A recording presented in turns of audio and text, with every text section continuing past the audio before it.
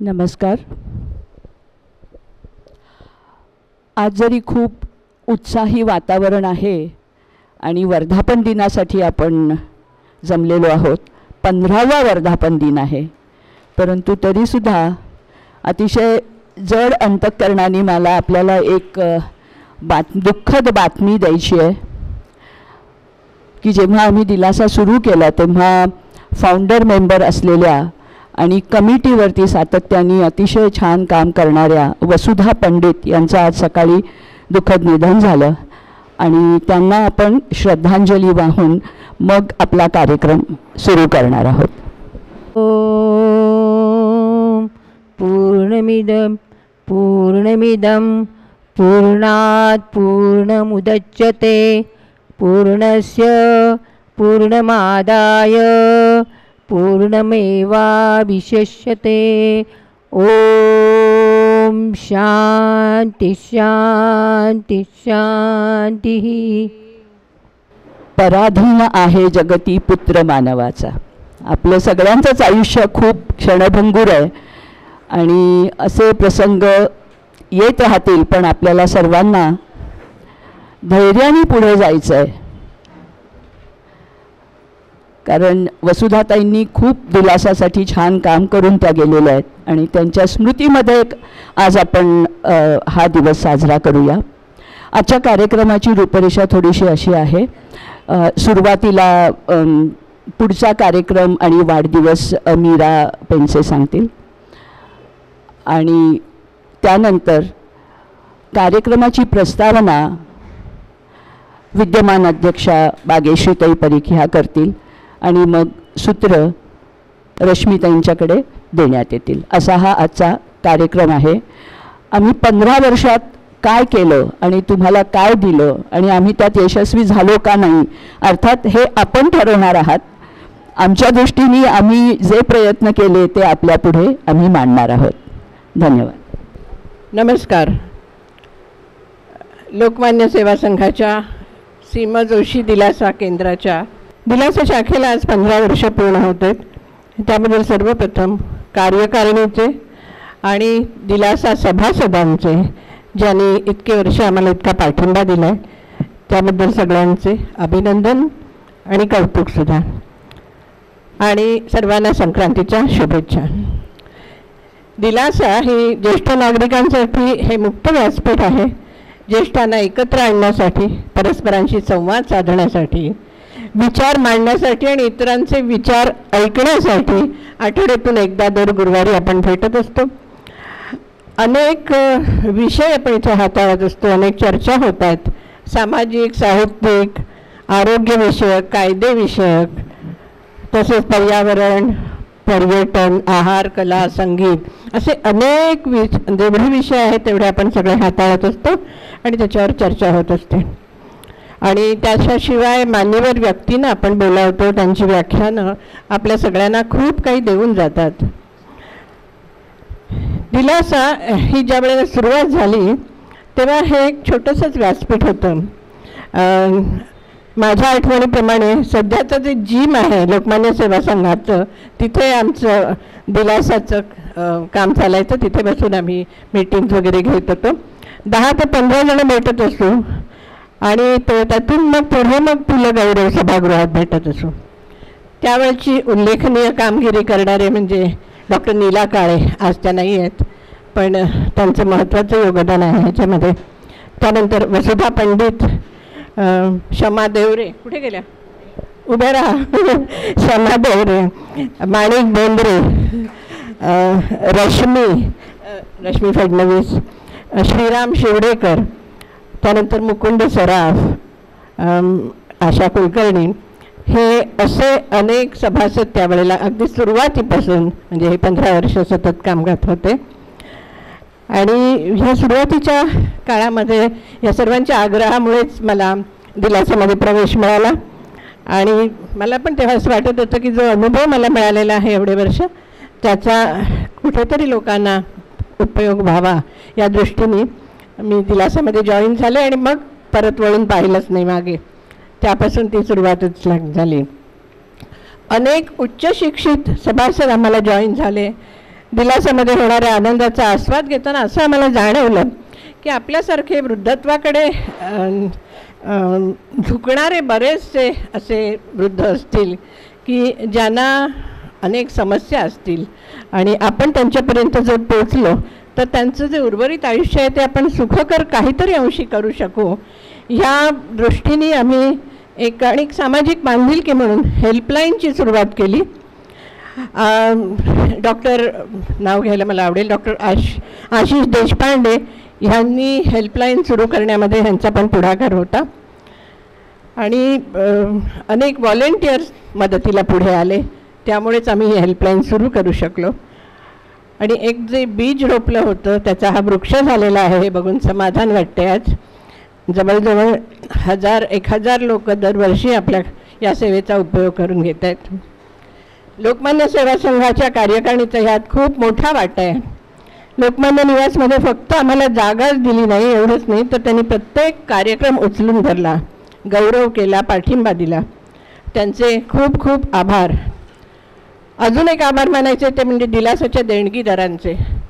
मुक्त असताना ज्या सर्व दिलासा देणगी दिलेली आहेत आणि अजूनही देत आहेत त्या सर्वांचे कृतज्ञतापूर्वक आभार. तुम्हाला आजच्या दिलासाच्या मंतरलेल्या दिवसाबद्दल आमचे सभासद माहिती देणारच आहेत. ह्याची सगळे आपण उत्कंठेने वाट पाहतात, मी सुद्धा वाट पाहते. पण जाता जाता एक मात्र विनंती मी करते ते म्हणजे आपलीच हेल्पलाईन लोकमान्य निवासमध्ये 10 ते 12 ह्या वेळात रोज म्हणजे सोमवार ते शनिवारपर्यंत कार्यरत आहे. नुसतं कधी मनमोकळं बोलावंसं वाटलं, मन मोकळं करावं असं वाटलं तर जरूर इथे या आणि ह्या सेवेबद्दल माहिती करून घ्या आणि इतरांनासुद्धा ह्यांची जाण करून घ्या. ज्यांना गरजूंना आम्ही तिथे मदत करायला तयार आहोत. पुन्हा पुन्हा मी सांगते की ह्या सेवेचा सुद्धा आपण जसा इथे तुम्ही येताय, इथेच आम्हाला भेटताय, ह्या सेवेचा जसा उपयोग करून घेताय त्याप्रमाणे आमच्या हेल्पलाईनला सुद्धा नक्की व्हिजिट करा. एवढं बोलून मी आजच्या रश्मीकडे देते. थँक्यू रश्मी. नमस्कार.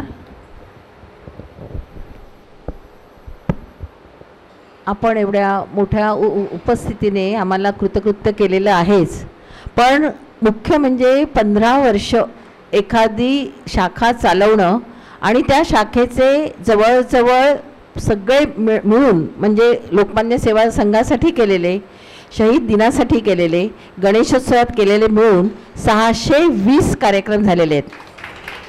आता ते सगळे काही सांगणं शक्य नाही आहे, त्यामुळे आम्हाला स्क्रुटिनी करून पहिल्यांदा दिलासा कसा सुरू झाला, दिलासाच्या ह्याच्यामध्ये किती जण होते ते मागेची त्यांनी सांगितलं, पण तरीसुद्धा अतिशय नित्य नियमाने येणारे काही जण आहेत आणि अजूनही ते येत आहेत. तर त्यांच्यासाठी सुद्धा एक जोरदार टाळ्या होऊ देत. कारण मुख्य म्हणजे की आनंदाने भाग घेणं, दुसऱ्यांचं कौतुक करणं आणि स्वतः त्यात भाग घेऊन कार्यक्रम करणं हे अतिशय महत्त्वाचं आहे. आणि त्यातले महत्त्वाचे म्हणजे आमचे नटसम्राट मधुकर फडणीस तिकडे सांगा. आणि आता मी सूत्र आशाताईंकडे देते. पहिली 5 वर्ष म्हणजे 2009 म्हणजे ॲक्च्युली 2010 जानेवारीपासून ते डिसेंबर 14 पर्यंत. नमस्कार. दिलासाच्या सर्व सभासदांचं उत्स्फूर्तपणे पुन्हा एकदा स्वागत. 21व्या शतकाच्या सुरुवातीला जेव्हा लोकमान्य सेवा संघाचे तत्कालीन अध्यक्ष प्राचार्य म.द. लिमये आणि संघ कार्यवाह स्वाती खंडकर यांनी एक कल्पना मांडली होती. त्यांचं असं म्हणणं होतं की लोकमान्य सेवा संघाच्या अगदी अबालवृद्धांना सेवा पुरवणाऱ्या अनेक शाखा आहेत. अगदी आनंदधाम वृद्धाश्रमसुद्धा स्थापन होऊन अनेक वर्ष झाली, परंतु शहर आणि उपनगरामधल्या ज्येष्ठांसाठी काहीतरी सेवा देणारा किंवा अशी एक शाखा आपल्याला सुरू करायला हवी अशी त्यांची कल्पना होती.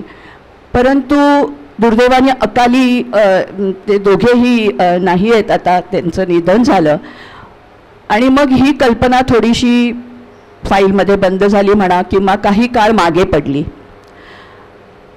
त्यानंतर 2007, 8, 8, 9 ह्या काळामध्ये तेव्हाच्या ज्या संघ कार्यवाह होत्या त्या आता सध्या पुण्यात असतात, पद्मजा जोग, त्यांनी ही कल्पना उचलून धरली आणि ती तडीस देण्यासाठी खरे प्रयत्न केले. आणि योगायोग असा झाला की त्याच काळामध्ये मी सोशल सायन्सेसमध्ये मास्टर्स करत होते आणि विद्यापीठाने मला फील्ड वर्कसाठी लोकमान्य सेवा संघ ही संस्था दिली. हे माझं मोठं भाग्यच. आणि मी रिपोर्ट करत होते पद्मजाताईंना, रोज रिपोर्ट करत असे आणि सर्व शाखांमधून मी तेव्हा काम केलं आणि त्यांना माझं लिखाण म्हणा किंवा माझी प्रोजेक्ट्स वाचायला आवडायचं आणि त्या अतिशय लक्षपूर्वक वाचायच्या आणि मला काही सूचनाही करायच्या. तर माझं जे ज्येष्ठांवरचं प्रोजेक्ट होतं ते त्यांना खूप आवडलं आणि त्यांनी मला त्यांच्या कक्षात बोलवून घेतलं. आणि त्यावेळेसचे जे कार्याध्यक्ष होते गोविंद जोग, ते पण तेव्हा तिथे होते आणि त्या दोघांनी माझी प्रदीर्घ मुलाखत घेतली, व्हायवाच घेतली असं म्हणायला हरकत नाही. आणि मला सांगितलं की हे जे तुझं प्रोजेक्ट आहे ते आपल्याला प्रत्यक्षात आणायचं आहे आणि त्याची शाखा आपण स्थापन करूया आणि त्याची जबाबदारी आम्ही तुझ्यावरती सोपवतोय. कदाचित माझं काम बघून त्यांना विश्वास वाटला असेल की मी त्यास पात्र आहे.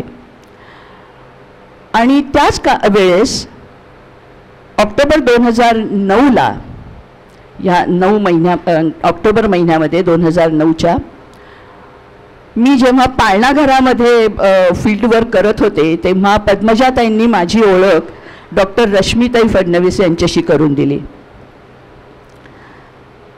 आणि मग त्या आम्हाला म्हणाल्या की तुम्हाला दोघींना आता ही दिलासा शाखा सुरू करायची आहे, सांभाळायची आहे आणि वाढवायची आहे.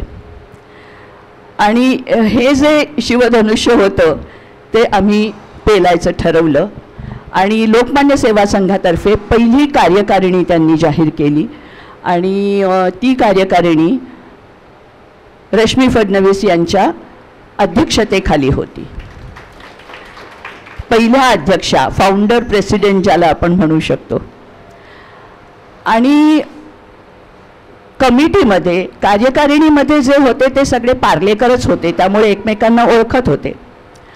आणि त्यामध्ये क्षमाताई होत्या की ज्या माझ्या शाळेमध्ये इंग्रजीच्या टीचर होत्या, त्याच्यामुळे त्यांच्याशी जास्त जिव्हाळ्याचं नातं होतं माझं. मी थोडीशी घाबरून पण असायची त्यांना तेव्हा, पण आता नाही घाबरत. आता कदाचित त्या मला घाबरतात.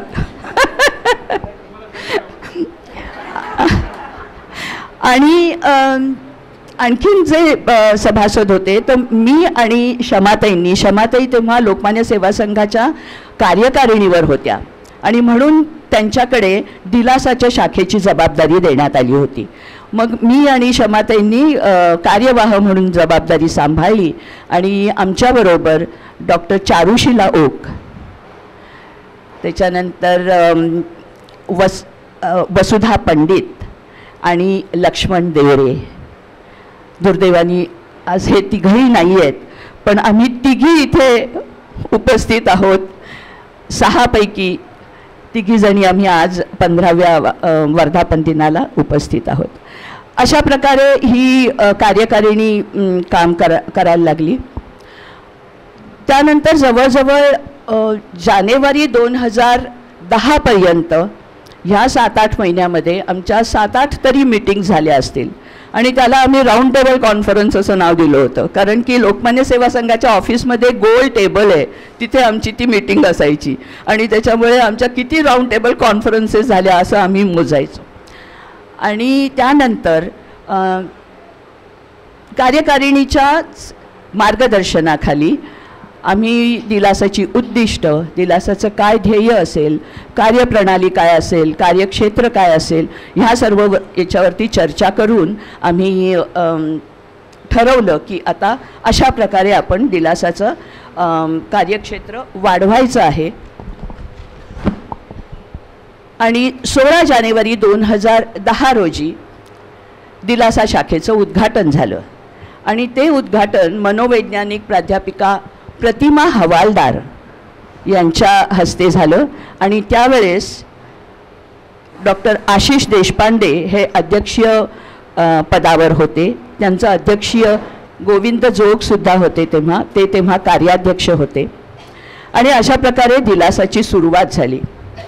दिलासाचं पहिलं सत्र जे झालं ते 1 फेब्रुवारी 2010 रोजी झालं आणि ते स्वतः प्रतिमाताईंनी घेतलं होतं. प्रतिमा हवालदार यांनी आम्हाला असं शिकवलं त्यांनी की तुम्हाला संवाद साधायचा आहे. कम्युनिकेशन स्किल्स आणि लिसनिंग स्किल्स त्यांनी आम्हाला शिकवल्या आणि आम्ही जे संवादक काम करणार होतो त्यांना कशा प्रकारे संवाद साधायचा आणि कशा प्रकारे सर्वांना कार्यक्रमामध्ये सामील करून घ्यायचं याच्या टॅक्टिक्स म्हणता येतील त्यांनी त्या आम्हाला शिकवल्या. आणि त्यावेळेस आम्ही पु ल गौरव संग्रहालयात म्हणजे डॉक्टर टिळक सभागृह जे आहे पहिल्या मजल्यावर तिथे आम्ही बसत होतो. तेव्हा अगदी थोडीच उपस्थिती होती. इतकंच काय, पण सुरुवातीला आम्ही सभासद वर्गणीसुद्धा आमची असायची, म्हणजे क्वार्टरली फी आम्ही घेत होतो. ती जवळजवळ आम्ही 3 वर्ष घेतली आणि त्यामध्ये आपले सभासद की जे चार्टर्ड अकाउंटंट आहेत विक्रम परळकर यांनी मला खूप सहकार्य केलं. परंतु 3 वर्षानंतर संस्थेने एक पॉलिसी डिसिशन घेतला आणि फी घ्यायची नाही असं ठरलं आणि फी घेणं बंद झालं. त्यानंतर कार्यक्रम तर चालू होतेच, पण पहिल्या वर्षी संवादकांनी जे विषय निवडले होते किंवा हाताळले होते असं म्हणता येईल, त्याच्यामध्ये ज्येष्ठांना बोलतं करणं हे आमचं मुख्य उद्दिष्ट होतं. आणि दिलासाला मिळालेला प्रतिसाद इतका उत्स्फूर्त होता की काही सभासदांनी प्रत्येक सत्रामध्ये कविता, ललित लेखन किंवा संवाद किंवा काही अनुभव किंवा शीघ्र काव्य अशा प्रकारे सादर करून अनेक वेगवेगळ्या विषयांवरती आपली मतं त्यांनी मांडली, आपल्या भावना व्यक्त केल्या. आणि वर्षभरामध्ये अशी छोटी छोटी सत्र 2010 मध्ये पार पडली. 21 मार्च हा जागतिक निद्रा दिवस असतो, कदाचित आपल्याला माहिती असेल, जागतिक निद्रा दिन. त्या दिवशी पहिला मोठा कार्यक्रम दिलासाचा झाला आणि त्या निमित्ताने आपल्याला आशिष देशपांडे यांनी निद्रा या विषयावरती मार्गदर्शन केलं PPT माध्यमातून. आणि तेव्हा आम्ही एक लघुपटसुद्धा निद्रा ह्या विषयावरती दाखवला होता की प्रत्येकाच्या आयुष्यामध्ये झोपेचं महत्त्व किती आणि कसं असतं हे त्यावेळेस उपस्थितांना समजलं.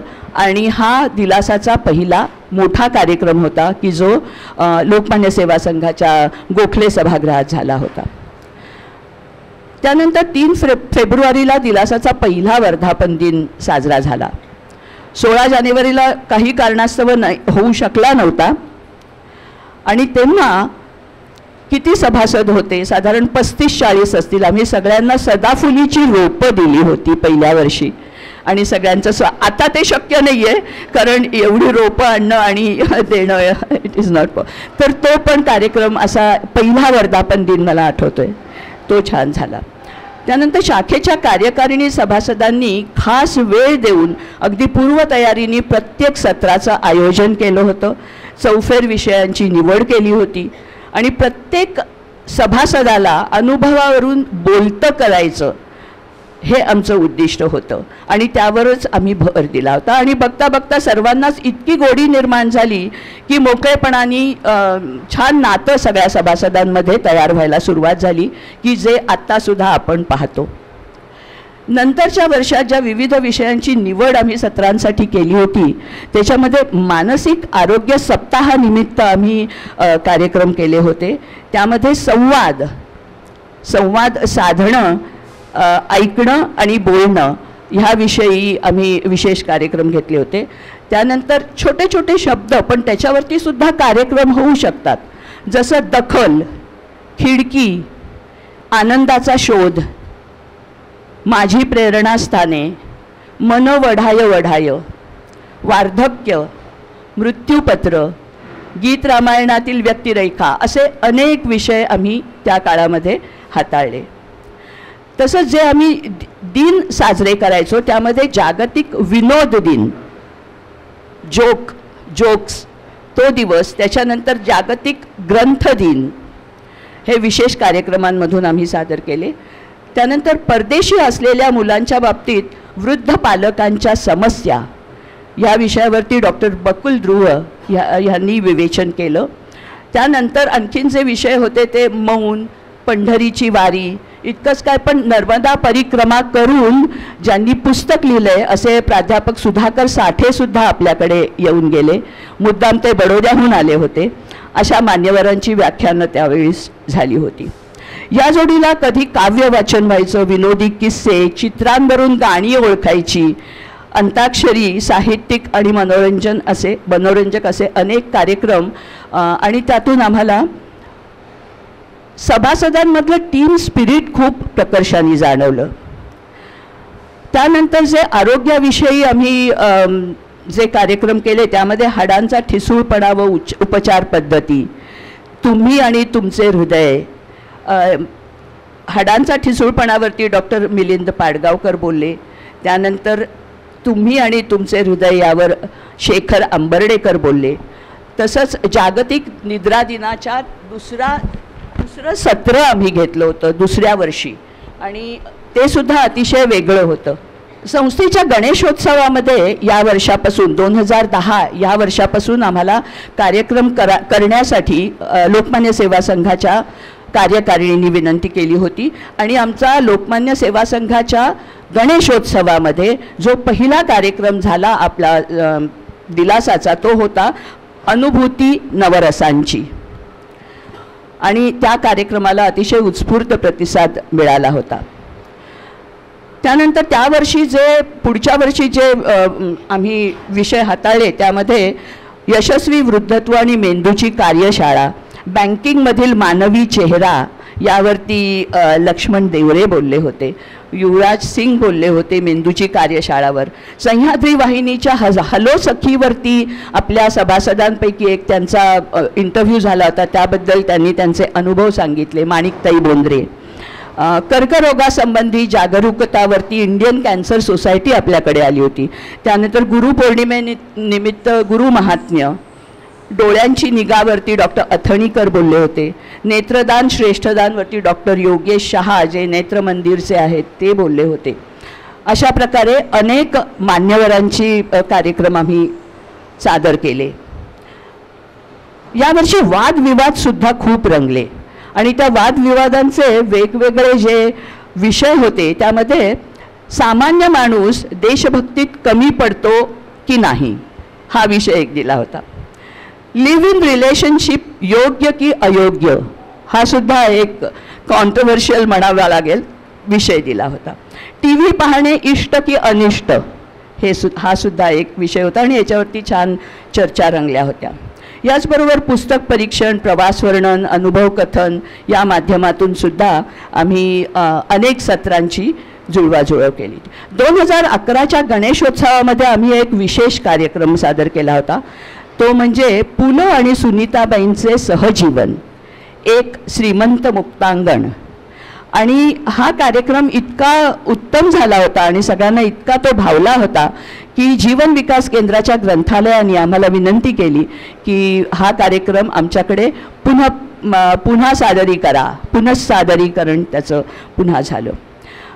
त्यानंतर याच वर्षी म्हणजे 2013 साली माझ्या प्रोजेक्टचा दुसरा जो उपक्रम होता, एक उपक्रम होता मुक्त व्यासपीठाचा आणि दुसरा उपक्रम होता तो हेल्पलाईनचा. आम्ही जेव्हा दिलासा सुरू केला तेव्हा मला पद्मजाताई म्हणाल्या होत्या की घाई करू नकोस, सुरुवातीला आपण नुसतंच मुक्त व्यासपीठ सुरू करू आणि मग नंतर पुढे हेल्पलाईनच्या विषयी बघू. तर हा शुभारंभ जो झाला तो 13 ऑगस्ट 2013ला आणि अच्युत गोडबोले यांच्या हस्ते झाला. तेव्हा ते ग्रंथालयाचे अध्यक्ष. आणि अर्थातच हेल्पलाईनबद्दल आत्ता बागेशीताईंनी आपल्याला सांगितलंच आहे, तर मी अधिक काही सांगत नाही. परंतु आम्ही अनेक जणांना मदत केली या हेल्पलाईनच्या करवी. पहिल्या वर्षाचा जो रिपोर्ट मला LSSनी मागितला होता त्यामध्ये सांगायला अतिशय अभिमान वाटतो, 1041 केसेस आम्ही डील केल्या होत्या पहिल्या वर्षी. त्यानंतर आजवर आम्ही जवळजवळ 300हून अधिक 338 देहदान आणि नेत्रदान रजिस्टर केलेली आहेत. बाहेरील संस्थांसाठी दिलासानी कार्यक्रम सादर केला. त्यातला तो पहिला कार्यक्रम म्हणजे नातं आगळं वेगळं. हा कार्यक्रम आम्ही मानवी नात्यापलीकडील अपूर्व अशा नात्यांवरती आधारित हा कार्यक्रम होता. आणि हा कार्यक्रम आम्ही वृद्धाश्रमातल्या बांधवांसाठी केला होता. आणि तो म्हणजे राजपूर या वृद्धाश्रमामध्ये, केशवसृष्टीतला राजपूर या वृद्धाश्रम. त्यानंतर 2012मध्ये आम्हाला गणेशोत्सवामध्ये दरवर्षी कार्यक्रम करायचे असं सांगण्यात आलं होतं. प्रत्येक शाखेला एक दिवस दिलेला असायचा. तर यावर्षी आम्ही 2 उपक्रम राबवले आणि ते खूप मोठे उपक्रम होते. एक होता शाळेतल्या मुलांसाठी 2 गट करून त्यांना इको फ्रेंडली गणपती कार्यशाळा आम्ही घेतली होती. आणि त्याला इतका अभूतपूर्व मिळाला होता प्रतिसाद मुलांच्याकडून की आमचे सगळे फॉर्म्स संपले आणि तिथे लहान लहान मुलं पण यायला लागली. आम्ही खरं 5वीच्या पुढच्या मुलांसाठी ठेवलं होतं. ते 1ली 2रीतली मुलं तिथे आली आणि रडायला लागली. मग त्यांनासुद्धा आम्ही माती दिली आणि मूर्ती बनवायला सांगितल्या. आणि इतकंच काय, पण त्यांनी सुंदर पोस्टर्स काढली आणि ह्या मूर्ती आणि पोस्टर्सचं आम्ही एक्झिबिशनसुद्धा गणेशोत्सवाच्या काळामध्ये 20 ते 27 सप्टेंबर 2012ला आम्ही आयोजित केलं होतं आणि त्यालाही चांगला प्रतिसाद मिळाला. आम्ही पार्लेकर ह्या नियतकालिकांनी ह्याला खूप उचलून धरलं आणि ह्या कल्पनेचे त्यांना अप्रूप वाटलं. त्यानंतर कुसुमाग्रजांच्या जन्मशताब्दी निमित्त आम्ही जो कार्यक्रम केला होता तो कुसुमाग्रज एक अनंताचा प्रवासी. आणि हा कार्यक्रम आम्ही त्यांच्या जन्मशताब्दी निमित्त पण गणेशोत्सवामध्ये सादर केला होता. हळूहळू कसं होत गेलं, दिलासाची लोकप्रियता खूप वाढत गेली.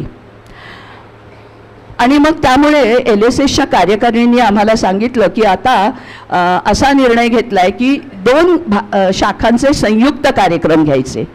म्हणून 2 शाखांच्या संयुक्त कार्यक्रमामध्ये 2012-13 या वर्षात पहिला कार्यक्रम जो झाला संयुक्त कार्यक्रम तो ग्रंथालय शाखेबरोबर घेतला होता आम्ही. कर्करोग दिनानिमित्त स्तनाचा आणि गर्भाशयाचा कर्करोग याच्यावरती तज्ज्ञांचं मार्गदर्शन तर झालंच, परंतु सुप्रसिद्ध अभिनेत्री मृणाल कुलकर्णी आणि सुकन्या कुलकर्णी यांचे स्वानुभव तेव्हा त्यांनी सांगितले आणि प्रेक्षकांना श्रोत्यांना खूपच तो कार्यक्रम भावला. दुसरा जो आम्ही त्याच वर्षी संयुक्त विद्यमानी जो घेतला होता तो कार्यक्रम स्त्री शाखेबरोबर घेतला होता आणि तो होता महाराष्ट्र विश्वकोश निर्मिती मंडळाच्या सहकार्याने. आणि ह्या कार्यक्रमाचं मार्गदर्शन आम्हाला डॉक्टर विजया वाड यांनी केलं होतं. आणि त्यामध्ये उत्स्फूर्त वक्तृत्व आणि शीघ्र काव्य अशी ती स्पर्धा घेतली होती महाराष्ट्र कन्या कोश याच्यावरती. महाराष्ट्र कन्या कोश जो आहे ज्याची निर्मिती विजया वाड यांनी केली आणि डॉक्टर चारुशिला ओक यांचासुद्धा त्यामध्ये खूप सहभाग होता. मला आठवतं आहे तेव्हा क्षमाताईंनासुद्धा बक्षीस मिळालं होतं, त्यांनी पण भाग घेतला होता त्याच्यात. असा तो एक वेगळा कार्यक्रम केला की जो आम्हाला विजया वाड यांनी मार्गदर्शन केलं होतं. तसंच इतर विषयांमध्ये इच्छापत्र कसे करावे किंवा का करावे याबद्दल, बदलती जीवनशैली, तसंच जागतिक कुटुंब दिनानिमित्तसुद्धा संयुक्त कुटुंब की विभक्त कुटुंब आणि त्यातले फायदे तोटे या विषयावरती चर्चा झाली. जागतिक हायपरटेन्शन आणि रक्तदान दिनावरती सुद्धा माहितीपर कार्यक्रम झाला. त्यानंतर संयुक्त राष्ट्रसंघाने जाहीर केलेला जो मलाला दिवस आहे ना, त्या दिवशी आम्ही एक वेगळा कार्यक्रम केला होता आणि त्याचा विषय होता लेखणी ही तलवारीपेक्षा धारदार व ताकदवार असते या विषयावरती चर्चा होती. त्यानंतर जागतिक अन्न दिनानिमित्त सुद्धा विचार करून खा आणि अन्न वाचवा ही सामाजिक जबाबदारी यावरती कार्यक्रम झाला होता. अनंत कान्हेरे पराक्रम दिवस असे विशेष, आणि त्यामध्ये जे मोठे कार्यक्रम आणि विशेष कार्यक्रम जे झाले त्यामध्ये ग्रँट मेडिकल महाविद्यालयाचे शरीरशास्त्र विभागाचे तज्ज्ञ आले होते आपल्याकडे, आणि त्यांनी देहदान काळाची गरज म्हणजे आम्हाला बॉडी डोनेशनचा कायदा आणि होटा कायदा, ह्युमन ऑर्गन ट्रान्सप्लांट ॲक्ट, हा पॉवरपॉईंट प्रेझेंटेशनमधून आम्हाला त्यांनी सांगितला आणि खूप त्याला प्रचंड प्रसिद्धी मिळाली होती आणि इव्हन पेपरमधून सुद्धा त्याचा रिपोर्ट आला होता. त्यानंतर रमेश खर्शीकर स्मृती व्याख्यानमालेचं पहिलं पुष्प ह्याच काळामध्ये पहिल्या 5 वर्षामध्ये जे गुंफलं ते डॉक्टर गौरी माहुलीकर यांनी, आणि त्यांचा विषय होता महाकवी भास यांची नाटके. अतिशय उत्तम तो कार्यक्रम झाला होता. दिलासाचा वर्धापन दिन आम्ही जो नंतर साजरा केला होता 4था, तो त्याच्यामध्ये बोलावा विठ्ठल पहावा विठ्ठल ह्या कार्यक्रमामध्ये 13व्या ते 17व्या शतकातील संत कवींच्या वाङ्मयाचा आढावा घेणारा तो कार्यक्रम होता. आणि तो कार्यक्रम मला वाटतं वासंती गोखले यांनी पहिल्यांदा संहिता लिहून आणि त्याचं चित्रीकरणसुद्धा केलेलं आहे. ते यूट्यूबवरती आपल्याला नक्की पाहायला मिळेल. 2 पिढ्यातील अंतर, bridging the gap between 2 generations हा विषय घेऊन आम्ही साठे महाविद्यालयामध्ये एक चांगला कार्यक्रम केला होता आणि त्याला प्राचार्या कविता रेगे यांचा खूप चांगला सहकार्य लाभलं होतं. आणि कशा प्रकारे आपण 2 पिढ्यांमधील अंतर मिटवू शकतो किंवा कमी करू शकतो याविषयी ती चर्चा होती. त्याच्यामध्ये यंगर जनरेशननी उत्साहाने भाग घेतला आणि त्यांचे ज्येष्ठांबद्दलचे अनुभव सांगितले. ज्येष्ठांच्या समस्यांवरती आधारित सांज पर्व हा चित्रपटसुद्धा तेव्हा दाखवला आणि त्या चित्रपटावरती चर्चा झाली. 2013 पासून ज्येष्ठ नागरिक दिनानिमित्ताने होणारे जे ज्येष्ठांचे सन्मान आहेत त्याची जबाबदारी 2013 पासून लोकमान्य सेवा संघाने दिलासावरती सोपवली आणि ती आजवर आम्ही पार पाडत आहोत. याबरोबर मी आता इथेच थांबते. तर 5 वर्ष झाली आहेत. 6व्या वर्षाचं रश्मी फडणवीस सांगेल. आशाच्या ह्याच्यामध्ये एक मी ॲड करते की समग्र आचार्य यात्रे हा आचार्य यात्रेंच्या जयंती निमित्त आम्ही केलेला जो कार्यक्रम होता तो सांस्कृतिक म्हणजे त्यावेळेला गणेशोत्सवात करायला मिळत होतं तेव्हा आम्ही तो खास बसवून केला होता. आणि दुसरी गोष्ट म्हणजे मला एक आनंदाची बातमी अशी की चारुशिला ओकांनी जे विश्वकोशाचं काम केलं होतं त्यात 5 डॉक्टरांचा स्वतः जाऊन म्हणजे डॉक्टर हिंदुजा, डॉक्टर मृदुला गोरे, डॉक्टर नंदिता पालशेतकर आणि 2 मेल डॉक्टर होते. तर त्या सगळ्यांचा स्वतः मी जाऊन मुलाखत घेऊन त्यात त्यांचा उल्लेख आहे. फक्त ते चारुशिला ओकांनी ते सादर केलं विजयवाडांना, कारण मी डायरेक्टली विजयवाडांना भेटलेले नव्हते आणि मी भेटू शकले नाही काही म्हणजे माझ्या व्यस्त ह्याच्यामुळे. पण मी या डॉक्टरांचा खास त्यांची अपॉइंटमेंट घेऊन मुलाखत घेतलेली होती. आता आपण दुसऱ्या सत्राकडे वळूया. दुसरं सत्र जे आहे त्यामध्ये महत्त्वाची गोष्ट अशी की अनेक गोष्टी आम्हाला मोठ्यांकडनं शिकायला मिळाल्या. विशेषतः डॉक्टर गीता भागवतांनी पुस्तक परीक्षणाची एक नियमावली आम्हाला सांगितली की पुस्तक छान पद्धतीने कसं वाचायचं असतं. आणि आजच लोकमान्य सेवा संघाच्या ग्रंथसंग्रहालयात पुस्तक किती भरभर वाचता येईल. आपण ऐकलं असेल तर अमृत देशमुख म्हणून एक मुलगा आहे, त्यांनी सांगितलं होतं की ऑनलाईन पुस्तकं जी आहेत ती सुद्धा वाचायची कशी, आपली टेक्स्टबुक कशी वाचायची आणि एकंदर गोष्टीचं पुस्तक आणि अभ्यासाचं पुस्तकसुद्धा किती प्रकारे आपण वाचू शकतो तशा पद्धतीचं डॉक्टर गीता भागवतांनी पुस्तक हातात घेतल्यापासून त्याच्या मुखपृष्ठापासून ते शेवटच्या पानापर्यंत. काही वेळेला काय होतं परीक्षण करणारा माणूस पहिलं वाचतो, प्रस्तावना वाचतो आणि शेवटचे भाग वाचतो आणि मग पुस्तक परीक्षण करतो. तसं करायचं नाही. तर तशा पद्धतीने त्यांनी खूप छान नियमावली दिलेली, आपण कधीतरी ती पाहू. दुसरी गोष्ट विशेषतः वेगवेगळ्या विषयावरती जी हे झालं त्यात अष्टदर्शने हा कार्यक्रम डॉक्टर गीता भागवतांनी खास विंदा करंदीकर यांच्या ह्याच्यावरती बसवला होता. सायकॉलॉजिस्ट सगळे जे आहेत त्या सायकॉलॉजिस्टचं आपल्याला त्यांचा हे मिळालं होतं. नंतर रमेश खर्सीकर प्रित्यर्थ तिने सांगितलं पहिला कार्यक्रम झाला.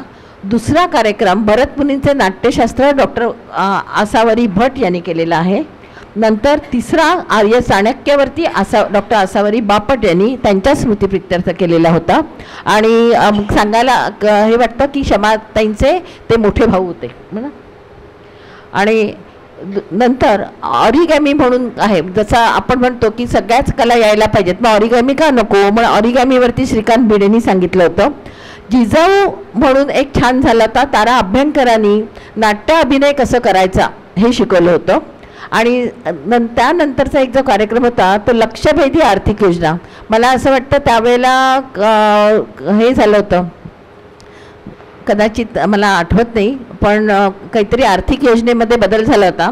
आणि त्यानिमित्ताने 2 भाऊ 1 बहीण आणि बाकीचे मान्यवर होते. म्हणजे असे अशोक ढेरे होते, मनोज निरहुळकर होते, अवधूत परळकर, विक्रम परळकर आणि रश्मी परळकर होत्या. त्यानंतर आरोग्याच्या संबंधित ज्या गोष्टी झाल्या त्यामध्ये जमा खर्च आयुष्याचा डॉक्टर मानसी भट. डॉक्टर मानसी भट अतिशय सुरेख तज्ज्ञ आहेत आणि त्यांनी अनेक सत्र दिलासासाठी घेतली. REBT घेतलं होतं. आणि त्यानंतर गुडघेदुखी हे सगळ्यांचाच प्रॉब्लेम आहे आता, त्यामुळे डॉक्टर वोरा. आणि त्यानंतर युवराज सिंगनी काही न्यूरोबिक्स म्हणून हे प्रकार सांगितले होते. त्यानंतर चिरतारुण्याचा अर्थ आपल्या सगळ्यांना छान राहावं असं वाटतं आणि छान दिसावं असं वाटतं, त्यामुळे रेखा दिवेकरांनी आहाराचं तंत्र सांगितलं होतं. नंतर डॉक्टर श्रवणदोष चिकित्सा डॉक्टर KN जोशी यांनी खास आपल्या आरोग्याचं हे आहे, सेपरेट आहेत, ते सेपरेट आहे. त्यामुळे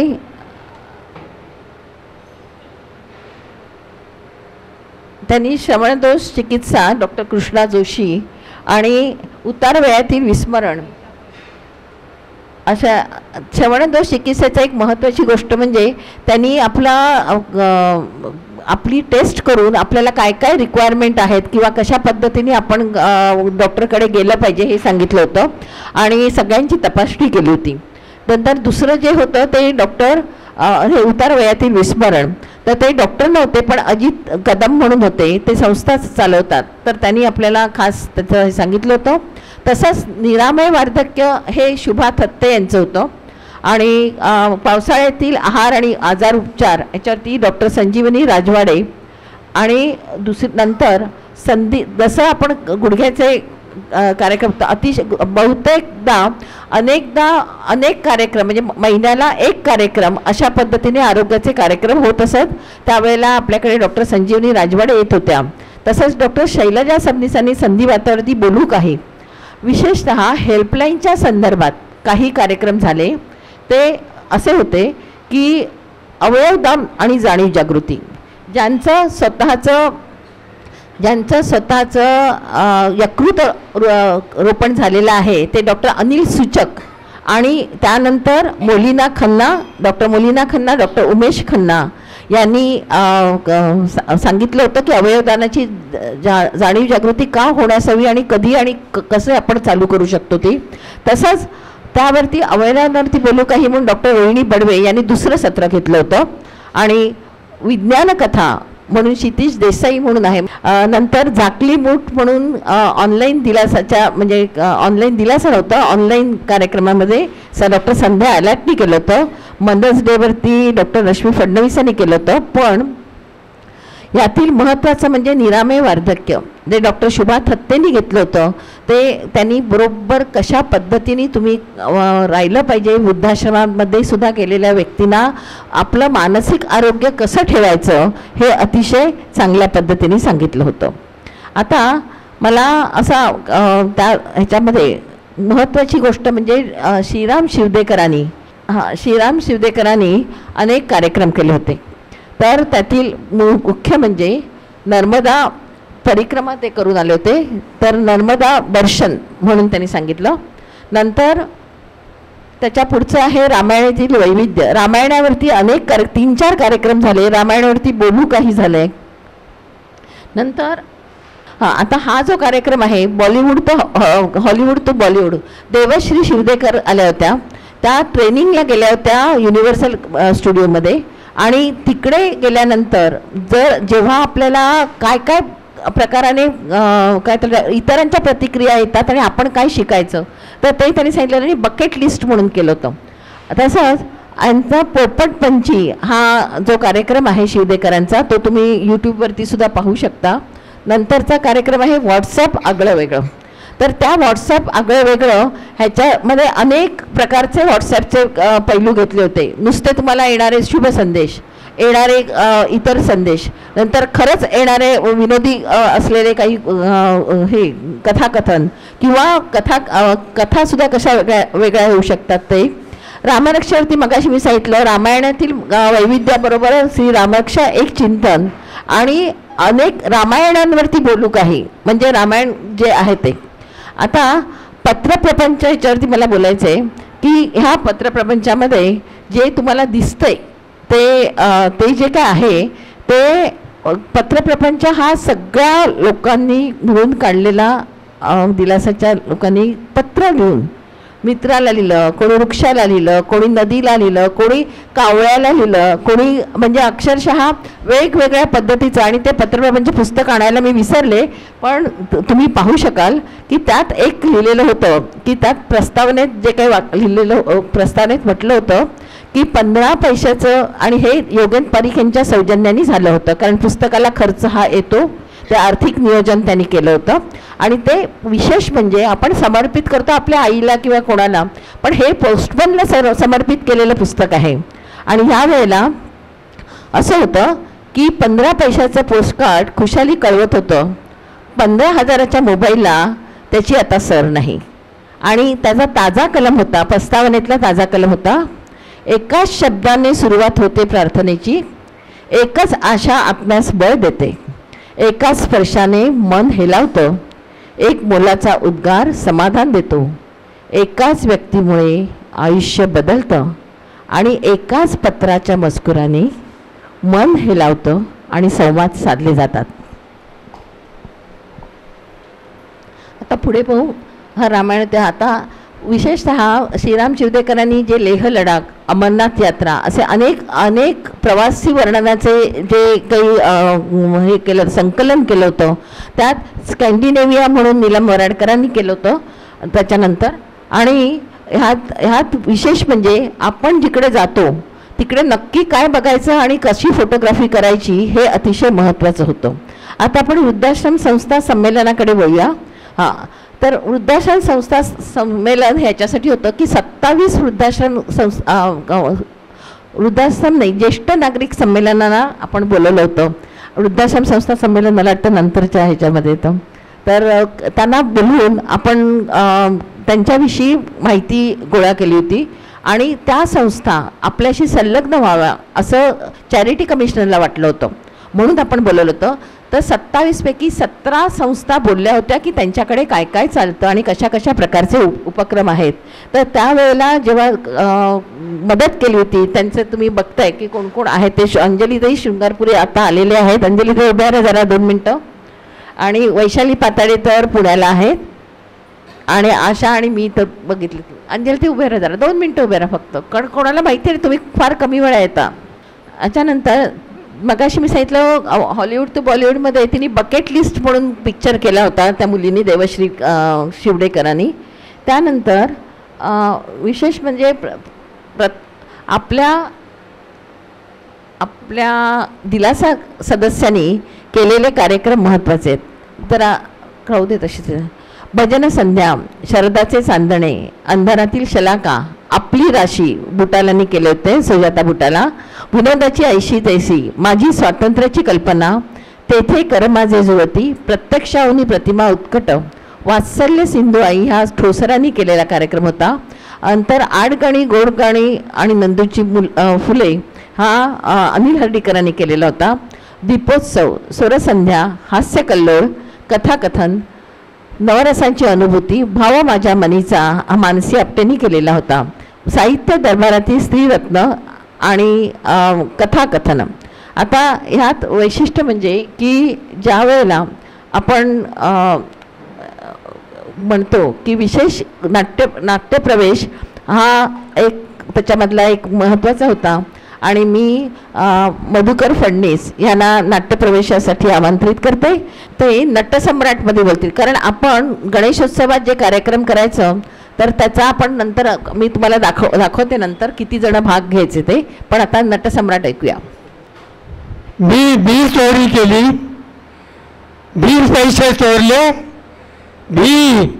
मी हा आप्पा बेलवलकर नटसम्राट लाखोची इस्टेट मी गुलाल बुडले, कोट्यावधीची मिळकत मी गुलाल आणि बुट्ट्याप्रमाणे उधळून टाकली. तो हा गणपतराव बेलवलकर आपल्या मुलीच्या घरात आज चोर ठरला.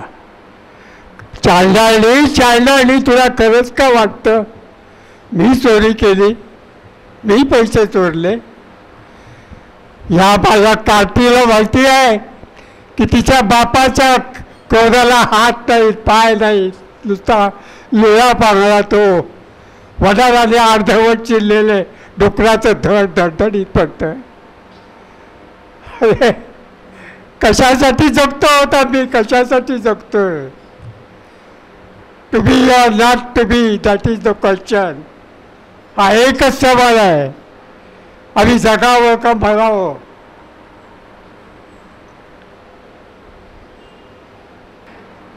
या दुनियेच्या उत्तेजनावर खरकत्या पत्रावीचा तुकडा होऊन जगावं बेशरम लाचार आनंदानं, की द्यावं फेकून हे देहाचं लढतर त्यात गुंडाळलेल्या जाणीवेच्या वेदनेसह मृत्यूच्या काळाच्या डोळामध्ये, आणि करून टाकावा सगळ्यांचाच प्रहार, एकाच प्रहार पांडली, तुझा माझा याचा आणि त्याचाही.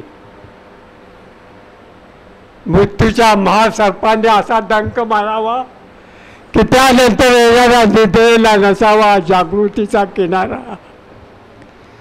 हे परमेश्वरा, तू इतका का नाराज झालास रे, का नाराज झालास?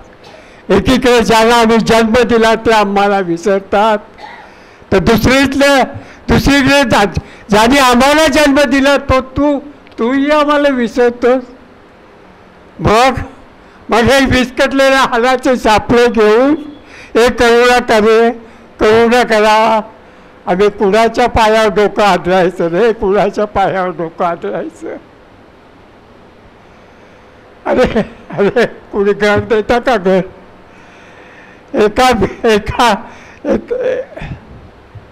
एका तुफानाला कोणी घर देतं का? घर हे तुफान भिंती वाचून, छपरा वाचून, माणसाच्या बाहेर बसून, देवाच्या दये वाचून मोकळं झालेलं आहे. काय तुफानाला आता काही नको आहे, राजवाडा नको आहे, महल नको, हातुरे नको, मान नको, सन्मान नको. तुफानाला फक्त हवं एक घर, तिथे पाय पसून बसण्याकरता घर आणि एक बसायला आराम खुर्ची. अरे कोणी घर देतं का? घर. यानंतर विशेष 90व्या वर्षी इतका अभिनय दिलासाचं हे गौरव आहे आमचं की फडणीस अजूनही इथे आहेत. आणखीन आपल्यामध्ये एवढं सुद्धा त्यांनी सादरीकरण केलं, त्यांच्यासाठी पुन्हा एकदा टाळ्या वाजवा सगळ्यांनी. त्यानंतर विशेष मुलाखती झाल्या अनिल हर्डीकर, विश्वास काळे, पोलर वुमन मधुबाला चिंचळकर, संवेदनांची श्रीमंती असलेल्या हरकचंद सावला आणि मी राजहंस एक ही श्रीमती इला भाटे यांच्याबद्दल. पर्यावरण संबंधित सुद्धा आपण कार्यक्रम केले. ते पर्यावरण स्नेही गणपती झालेले आहेत. परत पुन्हा एक कार्यशाळा झाली. ओल्या कचऱ्याचे विघटन होतं जयंत जोशी यांचं, तसंच प्लास्टिक मुक्ती आपल्या कार्यकारिणी सदस्यांनी केली होती. आणि मुक्ता केणेकर यांनी पहिलं वहिलं आणि स्वातंत्र्य लढ्यातील तेजस्विनी. आता आपण पाहूया 1996 साली गणेशोत्सव झाला, त्यात ज्यांनी भाग घेतला होता त्यांचा आढावा श्री वसंत नाईक आपल्यात नाही आहेत, पण अतिशय हुन्नरी आपल्या आपलं आत्ताच पाहिलं ते नटसम्राट आणि अंजली करंदीकर. नंतर प्रस्तावना करताना मी अलका परळकर, विक्रम परळकर यांनी, सुलभाताई आणि मीरा पेंडसे. नंतर अलका परळकर, नीलम वरळकर आणि ह्या सगळ्या प्रतिभाताई, अपर्णा मोंडकर, सुमन नाईक. नंतर मधलं कोण सुनीता वझे मॅडम खूप हिरिरीने यायच्या आणि अगदी शांतपणे ऐकून त्यावरती कॉमेंट्ससुद्धा सांगायच्या बरं का प्रत्येक कार्यक्रमाचे.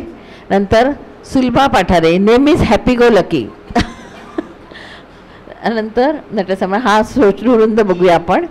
आणि अमलानींचं घ्या, डॉक्टर अमलानी आणि लता जोशी यांची आपण नवयवर दिलासा मेंबर जो कार्यक्रम करतो तो आपण असा छानपैकी सगळ्यांचे हे लिहून ठेवतो. तर डॉक्टर अमलानींची मुलाखत घेतली होती आणि लता जोशींची सुद्धा मुलाखत घेतली होती. त्यांचा फोटो मुद्दाम जतन करून ठेवलेला आहे मी. हे आहेत आपल्याला ज्येष्ठ नागरिकांचा जेव्हा सन्मान होतो हे योगेन परीख आहेत. आणि त्याच्या आधीच त्याच्यानंतर डॉक्टर नीला काळेंचा आधी झाला होता आणि नंतर योगेन परीखांचा झाला होता. पण डॉक्टर नीला काळेंचा सुद्धा आपण ज्येष्ठ नागरिक तर्फे सन्मान केला होता. अनेकांचे सन्मान झालेले आहेत पण वेळेअभावी मला दाखवता येत नाही आहे. पुढे पत्रप्रपंचाचं फक्त पुस्तकाचं हे पाहूया आपण. ह्या आहेत बसंती रॉय आणि आपले गवा केळकर, शिवा फाटक ग्रंथसंग्रहालयाचे. आणि ते पोस्टमन आहेत, मध्ये जे विवेक मठांच्या बाजूला जे आहेत ते पोस्टमन आहेत. आणि ह्या निर्मलाताई आपटे आहेत, त्या स्त्री शक्तीच्या, भारतीय स्त्री शक्तीच्या मुख्य आहेत. आणि म्हणजे स्त्री च्या कार्यासाठी म्हणजे स्त्री हक्कांसाठी अतिशय उल्लेखनीय कामगिरी करतात. त्यावेळेला आपलं दोन ह्याचं प्रकाशन झालं होतं. आता आपण पाहूया मानसीताई आपटेंनी एकदा नूतन वर्षाभिनंदन म्हणून कार्यक्रम असला होता आणि खास त्या ह्याच्यामध्ये जेवढ्या जणी आहेत मला असं वाटतं इकडे आहेत त्या त्यांनी ओळखा पाहू म्हणून मी सांगितलं असतं ना. तर जरा सगळे आहेत ना, ज्योत्स्ना कोरगाकर आहेत, ही मेधा बागवे ज्या आपल्यात नाही आहेत आता त्यांच्या आहेत. नंतर अंजली आहेत, जयश्री तांबोळी आहेत. मला आता इकडनं एकदा अंजली शृंगारपुरे आहेत. आता सुवर्णमयी सहजीवनाबद्दल जरा 2 मिनटं फक्त मी बोलते की 50 वर्ष ज्यांना सहजीवनाची पूर्ण झाली होती अशा संकल्पनेला घेऊन कार्यक्रम झाला होता. त्यात श्री लक्ष्मण देवरे, क्षमा देवरे होत्या, डॉक्टर अशोक काळे, डॉक्टर नीला काळे, श्री वसंत नाईक, सौ सुमन नाईक, मधुकर फडणीस आणि माधवी फडणीस, दत्तात्रय बुटाला आणि सुजाता बुटाला, सुधाकर देसाई आणि अनिता देसाई आणि डॉक्टर ललित देशपांडे आणि डॉक्टर सुधा देशपांडे. हा अतिशय वेगळ्या अर्थाने 50 वर्ष पूर्ण करायचा कार्यक्रम होता. आता आपण बघूया की व्हॉट्सॲपवरती जे आम्ही कार्यक्रम म्हणजे व्हॉट्सॲपला धरून अनुषंगाने जे कार्यक्रम केले होते त्याच्या अनुषंगाने व्हॉट्सॲपवरचा पाऊस. तर पहिलं जे गाणं आहे ते ऐकूया आणि व्हॉट्सॲपवरच्या एक सुंदर कविता आहे ती सुद्धा ऐकूया. आणि ह्याच्याचबरोबर काही वैशिष्ट्यपूर्ण कार्यक्रम झाले असे ते ज्ञानपीठ पुरस्कार, कोर्टातील किस्से. आपल्या निवृत्त न्यायाधीश भाग्यश्रीताई सतत सांगत होत्या दर 3 महिन्यांनी हा कार्यक्रम व्हायचा आणि ह्यात वेगवेगळे किस्से सांगितले जायचे. त्याचं अनुभूती म्हणून त्यांचं पुस्तक आहे. आणि दुनिया रंगरंगेली, तसंच नववर्षाचे स्वागत, सोर आले जुळणी, अनादिनी अवध्यमी हा गौरी गोगटेचा कार्यक्रम, वृद्धासन एक संकल्पना, यात शशिकांत गानू आणि इतर लोकांनी भाग घेतलेला होता. तसंच शॉर्ट फिल्म्स विवेचन तेव्हापासून व्हायचं बरं का, 2016 पासून. आणि नंतर शेक्सपियर एक महालाट, एक किमयागार हे क्षमा देवरे आणि मधुकर फडणीस यांनी सुद्धा केलेला हे कार्यक्रम होता. हा 3 वेळा कार्यक्रम झालेला आहे 23 एप्रिलला. आणि महात्मा गांधींच्या सहवासातील क्षण श्री दत्ता गांधी, विशेष महत्त्वाचं म्हणजे डॉक्टर बाबासाहेब आंबेडकरांच्या राज्यघटनेत त्या 15 महिलांचं योगदान हा अतिशय सुंदर कार्यक्रम होता. कारण आपल्याला त्या 15 महिला माहीत नाहीत, पण त्यांनी आपली राज्यघटना केली आहे अशा तऱ्हेची. आणि पार्ल्याची ओळख संदीप दैसरकर यांचे. आता आपण एक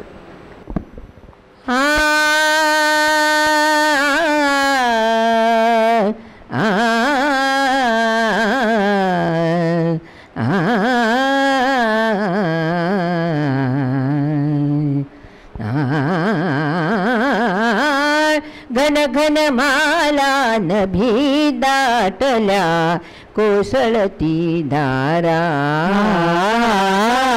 घन घन माला नभी दाटल्या कोसळती धारा,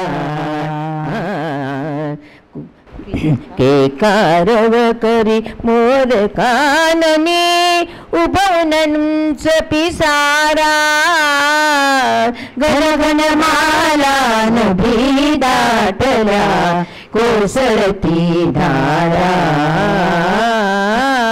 घन घन माला नभी दाटल्या कोसळती धारा, कालिंदीच्या तटी श्रीहरी तशात घुमवी धुंद बासरी, एक नामिक सुगंध येतो, एक नामिक सुगंध येतो ओल्या अंधारा, ओल्या अंधारा, घन घन माला नभी दाटल्या कोसळती धारा, घन घन माला नभी दाटल्या कोसळती धारा,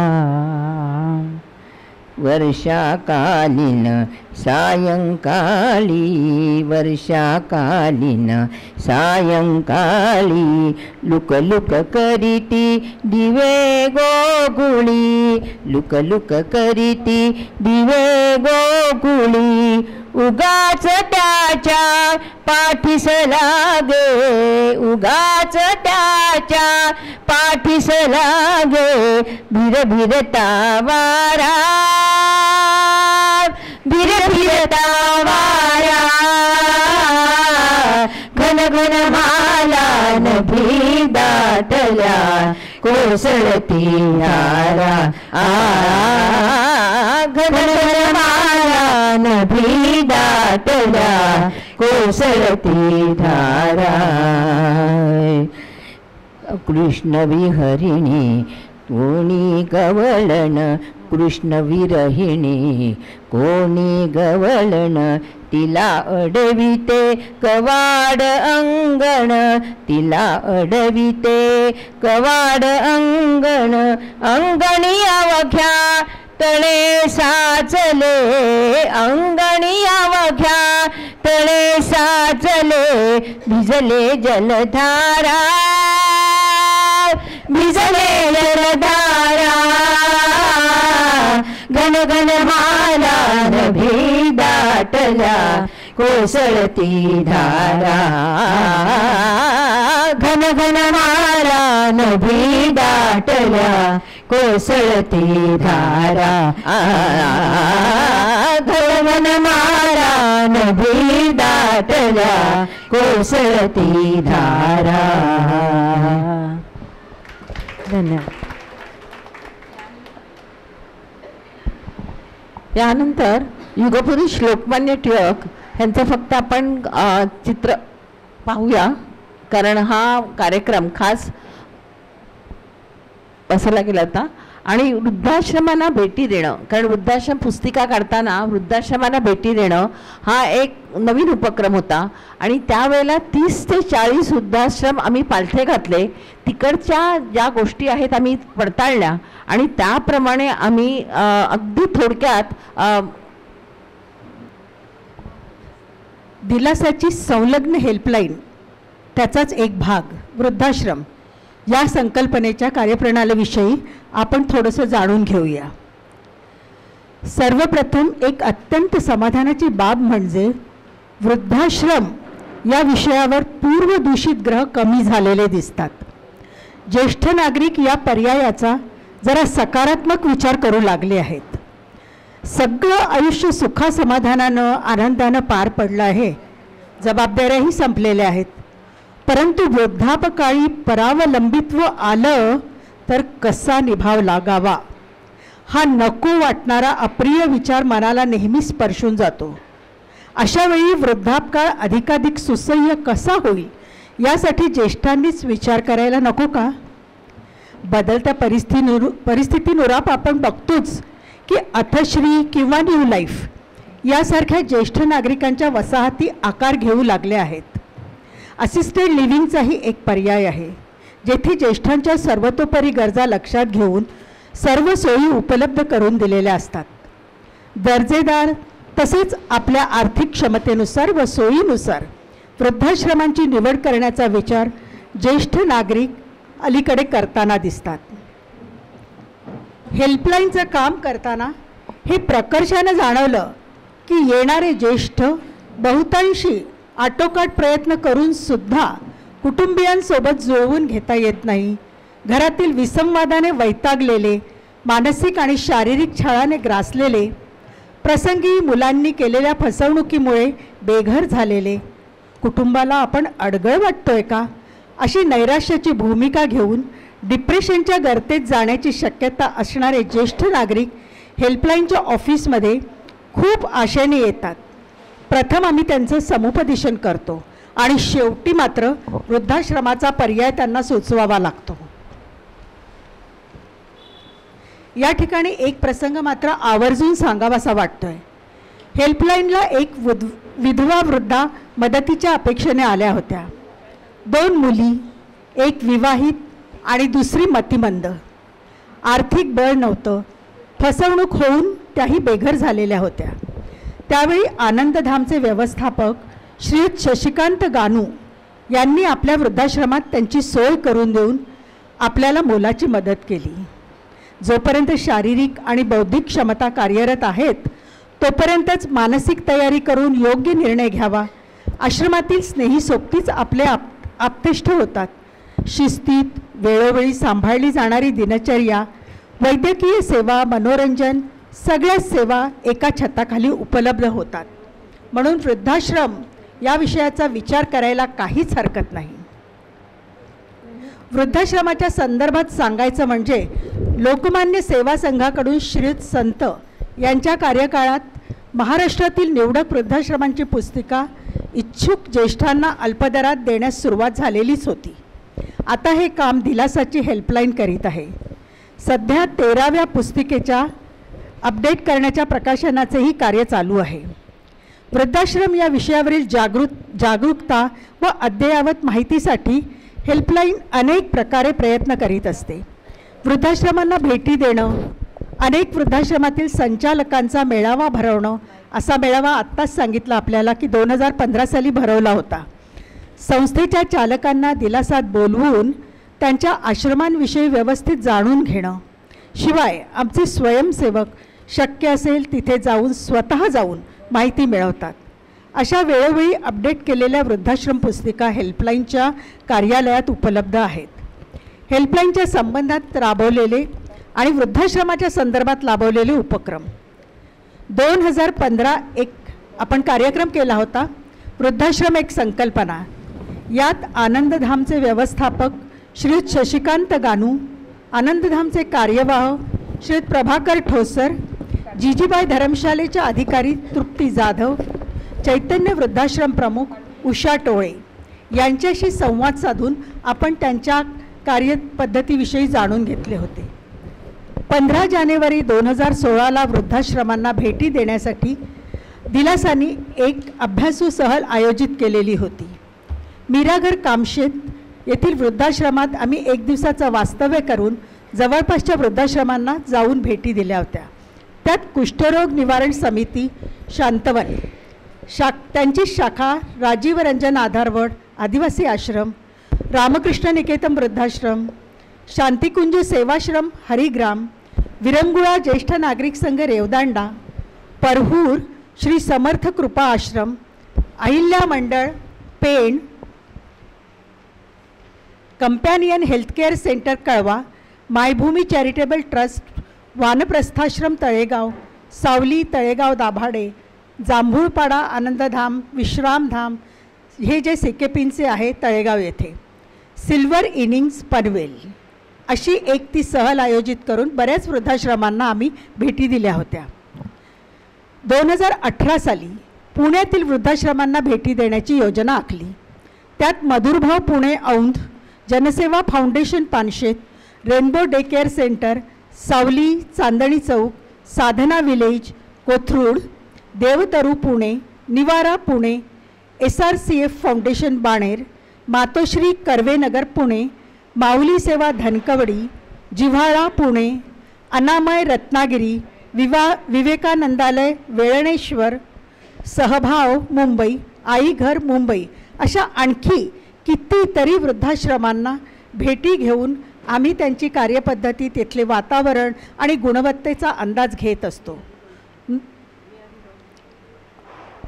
शेवटी एवढंच म्हणावंसं वाटतं की मुलांचं पोट धरून दिली त्यांच्या पंखांना तुम्ही भरारी, मुलांचं पोट धरून दिली तुम्ही त्यांच्या पंखांना भरारी, आता जाणून बदलता काळ द्या तुम्ही आपल्या मनाला उभारी.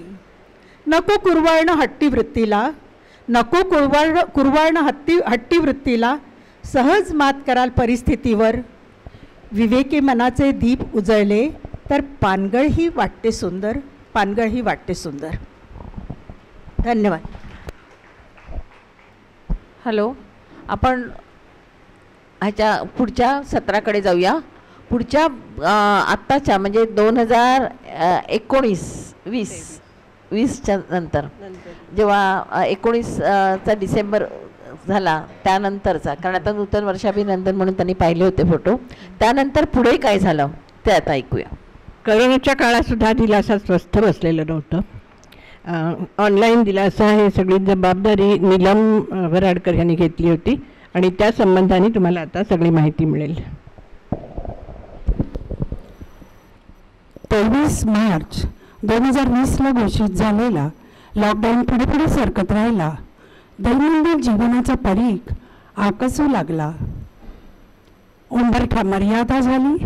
4 भिंती आणि घराचा दरवाजा, बाहेरच्या विश्वाचे अनुबंध आवळले गेले.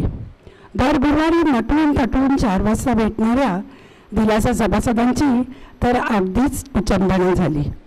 माझी अवस्था तर अतिशय दयनीय होती. नुकताच शशी सोडून गेला होता. एकटेपणाचा गळफास आवळत चालला होता. अचानक 17 मे रोजी रश्मिताईंशी प्रत्यक्ष भेट झाली. निमित्त होतं त्यांनी शशीसाठी दिलेला ऑक्सिमीटर. कोणी पेशंटसाठी हवा होता त्यांना. चक्क बिल्डिंगच्या गेटवर 4 फुटाच्या अंतरावर उभे राहून मास्क लावून बोलता बोलता मी त्यांना ऑनलाईन दिलासाची कल्पना सांगितली. अनेक अडथळ्यांवर विचार करून आपण प्रयत्न करून तर पाहूया असा नेहमीप्रमाणे सकारात्मक होकार आला आणि त्या रात्री त्यांनी आणि मी कनेक्ट होऊन पाहिलं.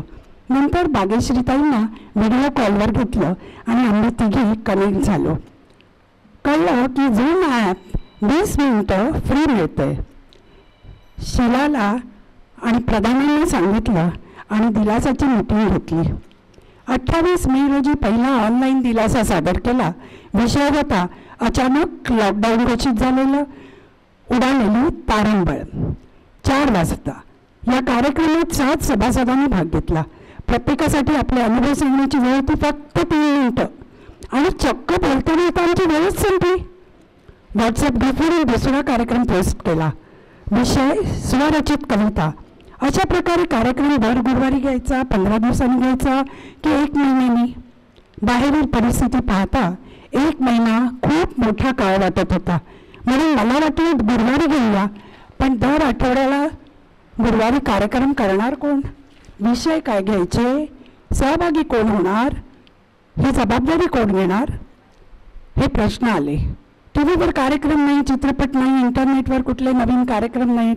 फक्त करोना, हॉस्पिटल, पेशंट, मृत्यू, स्मशान, शांतता, सर्व ठप्प. विचारांतून ते आव्हान स्वीकारले. सहवासातून आम्ही दर गुरुवारी भेटायचं ठरवलं. त्यामुळे बाहेरच्या वातावरणाचा परिणाम कमी झाला. नव्या विषयांवर विचार करून घ्यायचे असल्यामुळे व्यवधान मिळून मन दुसरीकडे गुंतलं. बाहेरच्या बातम्यांकडचं लक्ष ऑनलाईन दिलासाकडे केंद्रित झालं.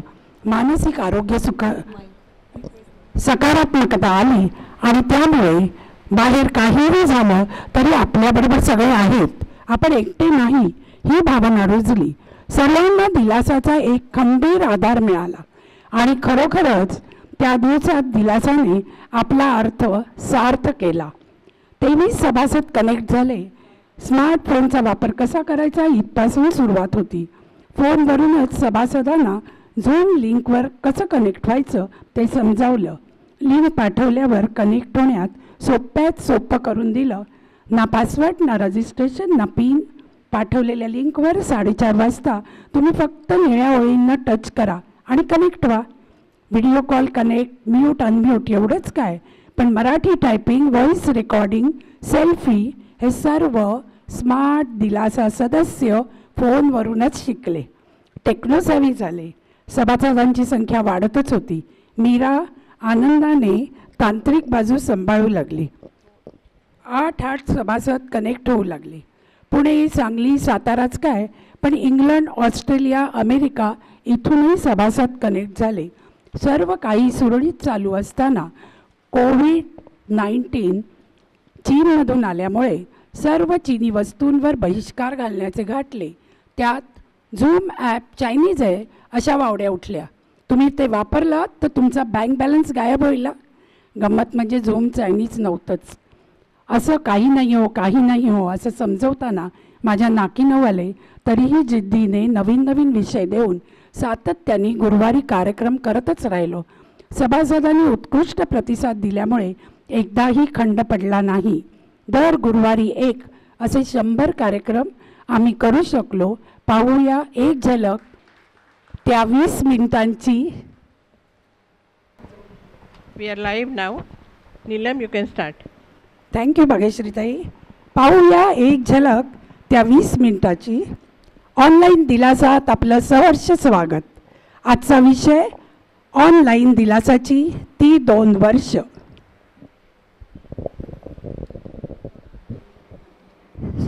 सुजाता बुटाला. अहो सुजाता ताई, तुम्ही म्यूट आहात, अनम्यूट व्हा, ऐकू येत नाहीये.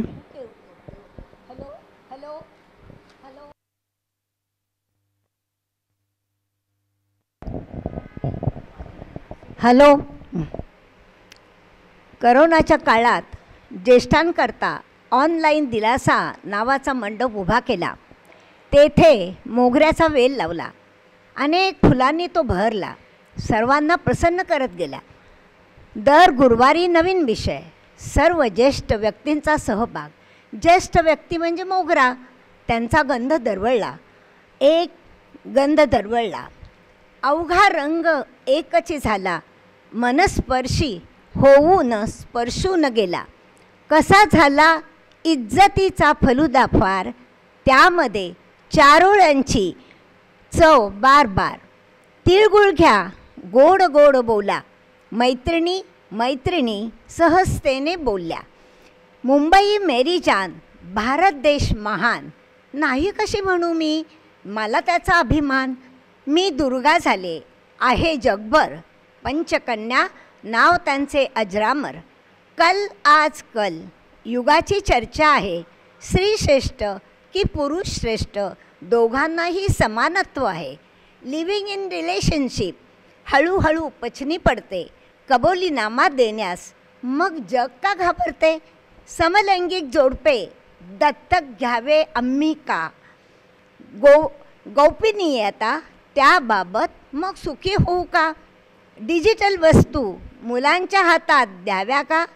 आई वडील वापरतात मग ही अपेक्षा मुलांकडून का. दिवाळीतला अनोखा आनंद सर्वांनी घेतला ना, परंतु त्याकरता उधारी केली नाही ना. संकल्प नवीन नवीन कितीतरी सुरू केले. घरात बसून स्वरचित कविता करत बसले. कुलदैवत सर्वांचे वेगवेगळे, सर्वांनी त्याबद्दल लिहिले. अंधश्रद्धा न ठेवता मी सश्रद्ध होऊन पुजले. प्रेम भरभरून ऑनलाईनमधून सर्वांवर केले. गेले द्यायचे राहून काय हे शोधत राहिले. अहो रात्र कष्ट जिद्द धडपड जपलं ऑनलाईन दिलासाला. सार्थ अभिमान वाटतो तुमचा. नीलम मीरा आम्हाला. नीलम मीरा आम्हाला. हॅलो हॅलो हॅलो, मी बोलते ग. कशी आहेस? मी मस्त. तुझं काय चाललंय? काय ग, बाहेर पडतेस की नाही? नाही ग बाई, मला खूप भीती वाटते. एक एक नवीन नवीन ऐकू येतं. माझा जीव अगदी घाबरा होतो. काय सांगतेस? गुरुवारी भेटलीस ना सगळ्यांना? रेखा सांगत होती मला. रेखाने पुढी सोडली वाटतं. अगं ते आमचा दिलासा काय धम्माल आली माहीत आहे. 30 जण होतो आम्ही. काय सांगतेस? अगं कशा दिवसात 30 जण भेटलात तुम्ही? बाहेर जाऊ नकोस, पोलीस बघितलीस ना कसे बांबू मारतात ते. नाही ग, बाहेर नाही. आता डिस्टन्सिंग आहे ना, कुणी कुणाला भेटायचं नाही. मग अगं म्हणून व्हर्च्युअल ऑनलाईन यायचं, सगळ्यांना भेटायचं. आपली मुलं कशी वर्क फ्रॉम होम करतात, व्हर्च्युअली मीटिंग करतात, अगदी तसंच. ओ अच्छा अच्छा. आता दिलासा ऑनलाईन दिलासा झालंय. तिथे आम्ही सर्व व्हर्च्युअली भेटतो. तू पण ये ना ग. तू का नाही येत? अगं मला सांग ना कसं यायचं ते. मला पण यायचं आहे. किती दिवस झाले कोणाला भेटले नाही, कोणाला बघितलं नाही. काही नाही ग, अगदी सोपं आहे. फक्त स्मार्ट असलं पाहिजे. तू आहेस का स्मार्ट? सांग, ठरव. आणि मात्र स्मार्टफोन हवा हा तुझ्याजवळ. मी चांगली स्मार्ट आहे आणि माझ्याकडे स्मार्टफोन पण आहे. सांग पटकन कसं ऑनलाईन यायचं ते. अहो ग सांगते, अगदी सिम्पल आहे. ऑनलाईन दिलासाचा व्हॉट्सअप ग्रुप आहे. त्याच्यावर मी तुला ॲड करीन. ॲड झालीस ना की गुरुवारी तुला एक लिंक येईल. लिंकवर नुसतं क्लिक करायचं आणि कनेक्ट व्हायचं. ॲप नाही, डाउनलोड नाही की पिन नाही. अगदी सरळ सोपं, सर्वात इझी. नक्की मला ॲड करा. ऐकूनच मला इतका आनंद झाला. मोडच बदलला ग माझा. एक्साइटिंग वाटतंय. कधी गुरुवार येतोय आणि सगळ्यांना डोळे भरून पाहते असं झालंय. लक्षात ठेवा, या व्हॉट्सअप ग्रुपवर काहीही फॉरवर्ड करायचं नाही. No good morning, no good night forward केलंस ना तर त्या दोघी हात धुवून मागे लागतात. हो का? बरं आहे ग, नाहीतरी त्या फॉरवर्डचा वैतागच येतो. ठीक आहे, प्लीज मला ॲड करशील ना ग आठवणीने. मला पण यायचं आहे ग ऑनलाईन दिलासाला. अगं बाई, 4:25 झाले. लवकर लवकर ऑनलाईन दिलासाला जॉईन व्हायला हवं. ऑनलाईन दिलासात आपलं सर्वांचं सहर्ष स्वागत. आजचा कार्यक्रम आहे होळी रे होळी. ऐकूया हेमांगी राजनेकर. ऑनलाईन दिलासात नीलमनं पुढील कार्यक्रमासाठी दिलेला विषय म्हणजे आमच्या मेंदूसाठी आठवडाभराचं खाद्य असायचं ते. काही जुने, काही नवे, पारंपरिक सणवार, संस्कार, विविधांगी माहिती एकत्र मिळाल्यामुळे आम्ही अधिकाधिक समृद्ध होत गेलो.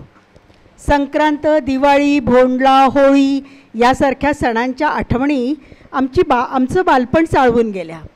भोंडल्याच्या गाण्यांमध्ये आम्ही तर रमलोच बायका. असं नाही तर डॉक्टर अमलानींनी सुद्धा माझ्या सुंदरीचं लगीन मोठ्या झोकात लावलं बरं का. यादवराया, पैलम्मा पैलम्मा, अडकीत जाऊ खिडकीत जाऊ गाताना आम्हाला खूप खूप मजा वाटली. आपल्या त्या वयाला न कळणारा खुळचट्टपणा, सासू कशी नि नणंद कशी, अशी कितीतरी गाणी गाऊन आम्ही अक्षरशः धम्माल केली आणि निखळ आनंदाची खिरापतसुद्धा लुटली. होळीचे रंग तर काही औरच होते. सण एकच पण विविध रंगी विविध ढंगी. गोवा, महाराष्ट्रात शिमगा, होळी, हुताशनी. दक्षिणेत कामदहन, फागुन किंवा वसंतोत्सव. वैष्णव संप्रदायात गौरपौर्णिमा. हेमचंद्रांच्या देशी नाममाला ग्रंथात सुग्राश्मक असा होळीचा उल्लेख आहे. सुग्राश्मकचाच अपभ्रंश शिमगा की काय? चला रंगात न्हाऊया. ऐकूया हेमांगीला. रंग नडरो श्याम जी रंग नडरो श्याम जी रंग नडरो श्याम जी रंग नडरो श्याम जी गोरी पे रंग नडरो श्याम जी रंग नडरो श्याम जी गोरी पे पहरी नई रे नई सारी पहरी नई रे नई सारी सखी सहेली हंसत रे देंगी गारी रंग नडारो श्याम जी रंग नडारो श्याम जी गोरी पे रंग नडारो श्याम जी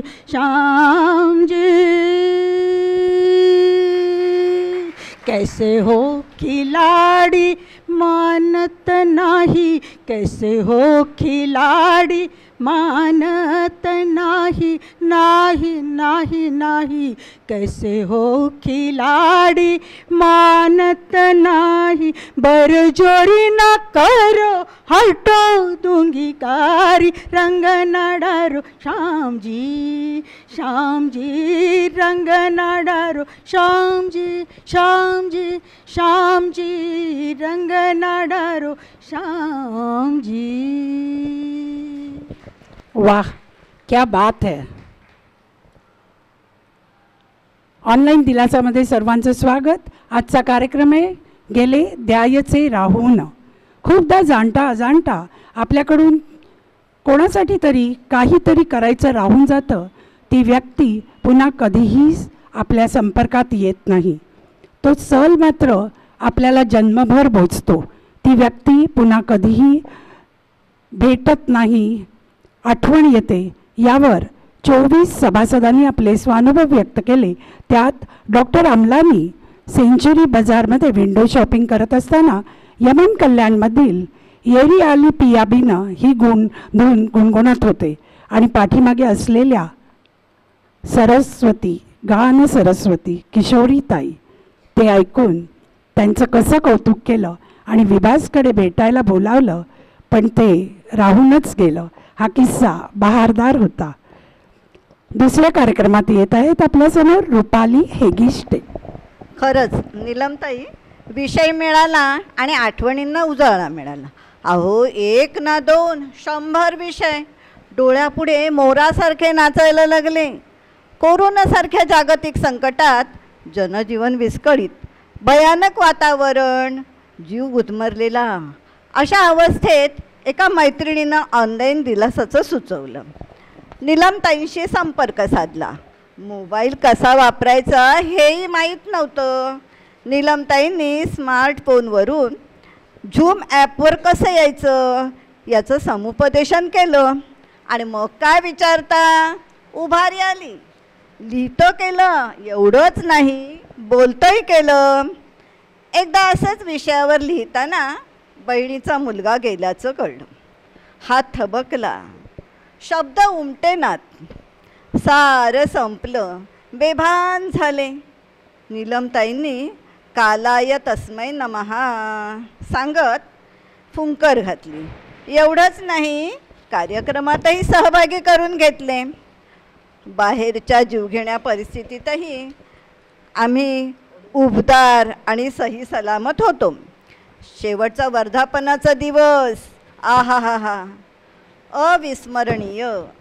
काय तो रांगोळ्यांचा थाट, काय तो गणवेशांचा घाट आणि मिळालेली भेट आठवण म्हणून भिंतीवर फ्रेम करून लावली। नीलमताई, मीराताई, रश्मीताई यांचे आभार मानावे तेवढे थोडेच। त्या आमच्या मनाच्या आधारस्तंभ ठरल्या। आपलं नाव ही स्वतःची ओळख आणि आपल्या व्यक्तिमत्वाशी संबंधित पूर्ण जगाशी असलेली गुंफणवर आद्य अक्षरावरून केलेलं कवन। नीलगन सुंदर सावळे, लाघवी कृष्णरूपा गळे, कालिया कौसाला मर्दोनी तो बाळ त्यावरी खेळे, लेऊनी प्रीतीचा शेला, मग मीही राधा झाले. ओळखलत का नाव? दिला काळे. ऑनलाईन दिलासात सतत सहभागी होणारे काही सभासद आज आपल्यात नाहीत. त्यांच्या स्मृती आजही आपल्या मनात जागृत आहेत. दिलासाच्या फाउंडर मेंबर वसुधा पंडित, त्यांना खूप यायचं होतं पण त्यांना मोबाईल फोन ऑपरेट करता येत नव्हत्या. शशिकांत मेहेंदळे, सुनीता गोगटे, उज्ज्वला पै, सीमा देसाई, मेधा बागवे. एका विंडोत बेडवर झोपलेल्या, कपाळावर नॅपकिन. आम्हाला कळायचं नाही. स्क्रीनवर फक्त नंबर आणि नाव असे. फोन केल्यास उत्तर नसे. एक दिवस सीमा देसाई गेल्याचा फोन आला. शिवानंदमध्ये राहणाऱ्या सीमा देसाईंनी वहीत लिहून ठेवलं होतं माझं नाव आणि पुढे मी एकटीच राहते, बोलू शकत नाही. तुमची गुरुवारी आतुरतेने वाट पाहत असते. छान असतात तुमचे विषय. किमो घेऊन आल्यावर आपल्या कार्यक्रमाचा थंडगार शिडकावा माझ्यावर होतो. मला शांत शांत वाटतं. आणि दुसरी आपली उत्साही, सर्वांना आनंद देणारी आणि घेणारी, प्रत्येक कार्यक्रमात भाग घेणारी मेधा बागवे. नीलमताई, डॉक्टरांकडून मी 2 वाजता घरी आले. तिथेच प्रॅक्टिस केली. MRI झाला एकदाचा, पण माझे टेलबोन आणि पाय खूप दुखत आहेत. हालचालीला खूप त्रास होतोय. नशीब मी आज माझं वाचन करू शकले. माझ्या या दुखण्यात हाच एक विरंगुळा. तुमचे खूप आभार. पुढच्या कार्यक्रमात माझं नाव नक्की घ्या. मी लेखन पाठवते हां. पण पुढच्या गुरुवारी मेधा आपल्यात नव्हती. ऑनलाईन दिलासाने ज्येष्ठांना, मेधाची क्लिप नाही. ऑनलाईन दिलासाने ज्येष्ठांना उत्साह आणि दिलासा तर दिलाच, पण त्याच्या लोकप्रियतेमुळे लोकमत, महानगर, नवशक्ती, सामना, चित्रलेखा आणि मिड डे या वृत्तपत्रांनीही त्याची दखल घेतली. म्हणजे काय, त्यांना घ्यावीच लागली. खरंय मीरा, हे सर्व आपण करू शकलो ते केवळ आणि केवळ आपल्या सभासदांच्या योगदानामुळे. वेळेअभावी प्रत्येक सभासदाचा उल्लेख करणं शक्य नाही. या 2 वर्षातील 100 कार्यक्रमांचं सर्व श्रेय आपल्या ऑनलाईन कनेक्ट होणाऱ्या दिलासा सभासदांना मी देते. मी फक्त निमित्त मात्र झाले. आता ऐकूया 100 कार्यक्रमातील 96 कार्यक्रमात सहभाग असलेल्या सुजाताताई. फक्त 1 मिनिट. हॅलो, ऑनलाईन दिलासा शतक महोत्सवी जलसा. 3 घंटा झाल्या, पडदा उघडला, टाळ्यांच्या गजरात सभागृह निनादला. कितीतरी विषयांची मेजवानी आगळी वेगळी, प्रत्येकाने आपल्या शब्दात सादर सुंदर केली. दात प्रतिसाद मिरवत होते ऑनलाईन दिलासात. बघून त्यांना अनेक शब्द गुंफले सुंदर त्यात. थोडे थोडके नव्हे तर सभासद 135 असती. केव्हा गुरुवार येतो वाट आतुरतेने पाहती. झूमवर 28 मे 2020ला ऑनलाईन दिलासा सुरू झाला. 2 वर्षाचा काळ धावत पळत केव्हाच संपला. मनाला ताजेतवाने करत हसत फुलवत गेला. मैत्रिणींचे चेहरे पाहून जीव त्यात सुखावला. नाही एकटेपण जाणवले, नाही करोनाची भीती उरली. घराच्या 4 भिंतीत ऑनलाईन दिलासाची सोबत मिळाली. ऑनलाईन दिलासाची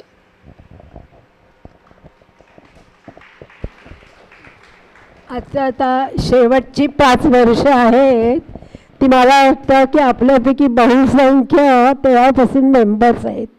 तरी पटपट वाचते, कारण का बोलायला लागल्यावर जास्त वेळ लागतो. जानेवारी 20ची सुरुवातच दिलासाच्या ज्येष्ठ नागरिकांसाठी चेअर योगा या कार्यक्रमांनी धूमधडाक्यात झाली. साहित्य मोती अपर्णा मयेकर, नाट्यकर्म अभिनेत्री वसुधा देशपांडे यांचा हौसा वाडकर, तसेच आणि अजित कुलकर्णी यांचा बिनाका गीत आधारावर बहुरंगी बहुढंगी कार्यक्रमांनी सर्व रसिकांची मनं जिंकली. विशेष म्हणजे या वर्षात टिळक मंदिरात महाराष्ट्रातील वृद्धाश्रम चालविणाऱ्या संचालकांचे संमेलन आयोजित केले होते. त्यात महाराष्ट्रातील अनेक दूरच्या वृद्धाश्रमांनी सहभाग घेतला. त्यांना ही कल्पना इतकी भावली की दुसरे वृद्धाश्रम काय काय करतात, काय सुविधा पुरवतात, काय उपक्रम राबवतात हे जाणण्याकरता प्रत्येक वृद्धाश्रमाने आपले 2-2 प्रतिनिधी पाठवले होते आणि त्याच्यावर विचारांची देवाणघेवाण झाली. उद्भवणारे ऐत्यावेळचे प्रश्न, सर्व गोष्टींची सकारात्मक चर्चा झाली. रोजच्या जीवनात बदल, निसर्गात मोकळ्या वातावरणात फिरण्याची संधी, गप्पा टप्पा, गाणी, सहभोजन याकरता याचू पार्क येथे सहलही आयोजित केली होती. मराठी दिनानिमित्त मराठी असे आमची मायबोली हा विशेष कार्यक्रमही साजरा केला गेला होता. सर्वात जास्त सूर्य जगलेला माणूस अशासारख्या कथा लिहिणारे विज्ञान कथा लेखक क्षितिज देसाई यांची मुलाखत आणि कथांचं अभिवाचन, उजळले स्मृतीचे दिवे, त्याचप्रमाणे विविध चित्रपटातील गीतांच्या साथीने सांत्वन असे वेगवेगळ्या क्षेत्रातील विषय निवडून कलात्मक पद्धतीने लोकांपुढे मांडले गेले. दिलासाचे ऑनलाईन कार्यक्रम चालूच होते आणि त्यातच 21 साल उजाडलं. कार्यक्रमाच्या सुरुवातीला कार्यक्रमातून लोकमान्य सेवा संघाच्या कार्यवाह डॉक्टर रश्मी फडणवीस यांनी सर्वांना नववर्षाच्या शुभेच्छा दिल्या. सीमा जोशी दिलासा केंद्रातर्फे महान व्यक्तीचा परिचय आणि कार्यनिर्देश याची माहिती देणारा मनस्पर्शी हा विशेष कार्यक्रम लोकमान्य सेवा संघाच्या गणेशोत्सवात साजरा केला होता. ऑस्कर पुरस्कार विजेते सत्यजित रे, कायदे पंडित नानी पालखीवाला, सुप्रसिद्ध सतारवादक पंडित रविशंकर, कथक नर्तिका सितारा देवी, भारताचे माजी पंतप्रधान नरसिंहराव आणि शाहीर अण्णाभाऊ साठे अशा दिग्गज व्यक्तींवर तो कार्यक्रम आधारित होता. तसंच राजद्रोहाचा दुसरा खटला, भारतीय स्वातंत्र्य चळवळीला वेगळे वळण लावणारा आणि लोकमान्य टिळकांना अमानुष शिक्षा ठोठावणाऱ्या या दुसऱ्या खटल्यावर आधारित प्रभावी नाट्य रूपांतर लोकमान्य सेवा संघाच्या कार्यकर्त्यांतर्फे ऑनलाईन सादर करण्यात आले होते. पण विशेष गोष्ट म्हणजे या कार्यक्रमाची संहिता दिलासा सदस्य वासंती गोखले यांनी लिहिली होती, तर दिग्दर्शन दिलासा सदस्य प्रदीप प्रधान यांनी केलं होतं. प्रत्यक्ष कार्यक्रम मे 2022 साली सुरू झाले. पहिलाच कार्यक्रम चक्रव्यूह शब्दांचा हा अतिशय यशस्वी ठरला. सर्व सदस्य लॉकडाऊन नंतर प्रथमच भेटणार असल्यामुळे त्यांच्यात चैतन्य निर्माण झालं होतं. एखाद्या समारंभाचाच माहोल होता.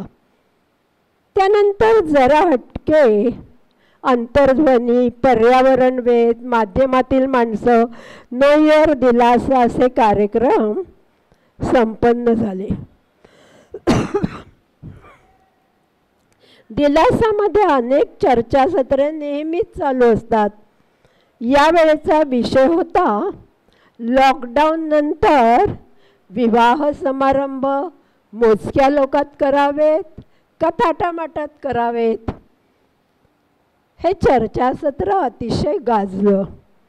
एकादशी महात्म्य व दंतकथा असा बालगंधर्व आता न होणे, साहित्य अकादमी पुरस्कार प्राप्त झालेल्या सहस्त्रकातील साहित्यिका अमृता प्रीतम, दृष्टिकोन, साहित्य सहवास पुष्प पहिले, इरावती कर्वे आणि विंदा करंदीकर असे साहित्यिक कार्यक्रम रंगले आणि प्रेक्षकांना भावले सुद्धा.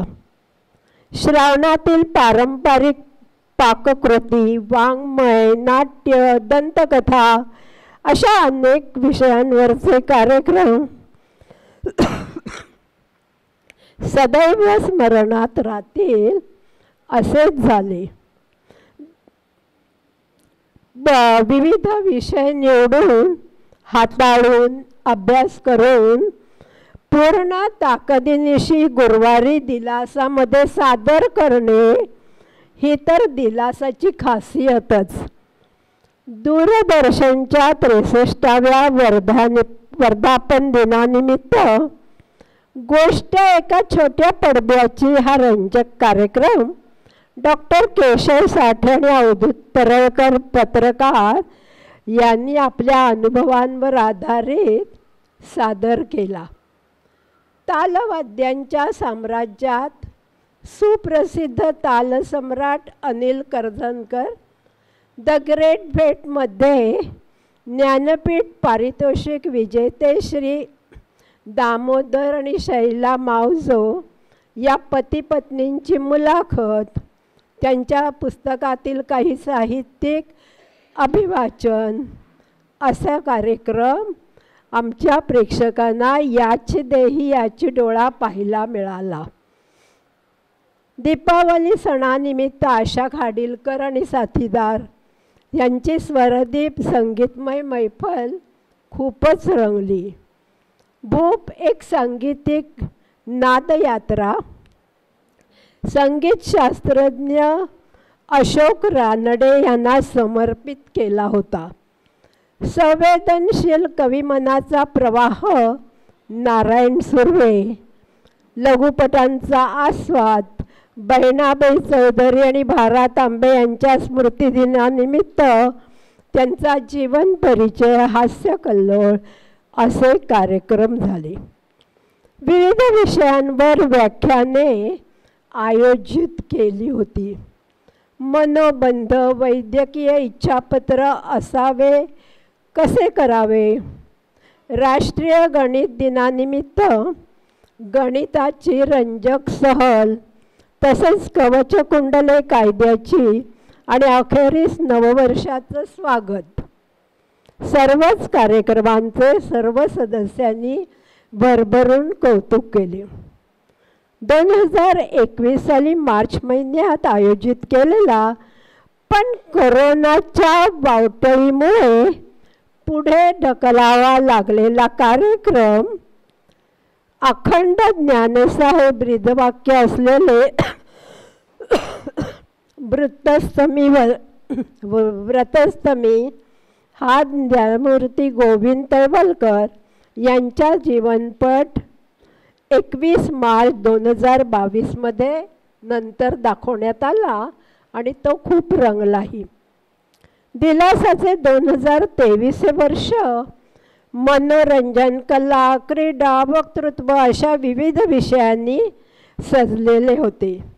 स्त्री जन्मा तुझी कहाणी, नो युअर दिलासा मेंबर, सुरमयी संध्या, डोक्यालिटी अर्थात रंजक प्रश्नमंजुषा, समर्थ संगीतबोध, मनमोकळा संवाद असे अनेक विषय सदस्यांनी आनंद लुटत साजरे केले. दिलासाचे कार्यक्रम सर्वांनाच भावत असल्यामुळे प्रत्येक कार्यक्रमासाठी सभासदांची उपस्थिती साधारण 90 ते 100 इतकी असते. शापित बळणावरच्या गॉडमदर्स, अपूर्व संचित, भारतीय चित्रपट सृष्टीचे आद्यजनक दादासाहेब फाळके, तरंग मैत्रीचे गीतगुंजन, लोकमान्य सेवा संघाच्या 5 शाखांचा, अंतरंग समाजसेवेचे, मनोरंजक खेळ, गरज अध्यात्माची, उकळ टोपण नावांची, वनवासी आम्ही आम्ही आदिवासी, स्वातंत्र्य लढ्यातील रणरागिणी, शब्द आमचा विचार तुमचा असे निरनिराळे कार्यक्रम साजरे करण्यात आले आणि त्यातले काही ऑडिओ व्हिज्युअल म्हणजे दृकश्राव्य होते.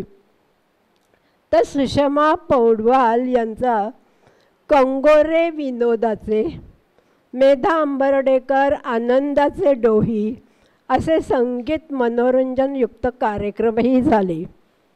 गरज अध्यात्माची या व्यतिरिक्त कला दर्पणमध्ये DK क्रिएशनच्या संस्थापिका रिंकू अमित गोकर्ण, युवराज सिंग यांची वेदना शमन कार्यशाळा, अशोक पत्की यांच्या उपस्थितीत डॉक्टर शरद नयमपल्ली यांची अक्षरपूजा, गीतांजली, आषाढी एकादशी निमित्त सुप्रसिद्ध गायिका गौरी पाठारे यांचा सख्या विठ्ठला हे बाहेरील कलाकारांनी आणि वक्त्यांनी सादर केलेले कार्यक्रम होत.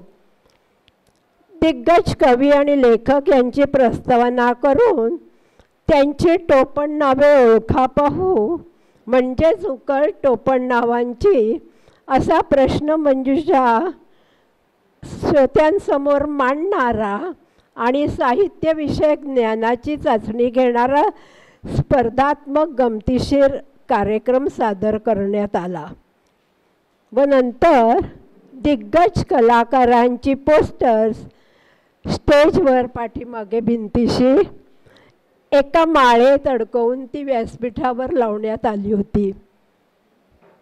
दूरदर्शन मालिका, मनोरंजक विद्वेषक, वादविवाद, नो युअर दिलासा मेंबर, झलक वर्षा ऋतूची, वनवासी आम्ही आम्ही आदिवासी, स्वातंत्र्य लढ्यातील रणरागिणी, अष्टपैलू अत्रे, समाजभान, अवयवदान, नेत्रदान याविषयी जाणीव व जागृती निर्माण व्हावी यासाठी पुरुषोत्तम पवार यांची घेतलेली मुलाखत, भिरभिर रविराज गंधे यांचं आणि त्यांच्या पुस्तकातील गोष्टींचं वाचन केल्याने देशाटन मकरंद गोखले इतके कार्यक्रम झाले आणि यासारख्या कार्यक्रमातून दिलासाच्या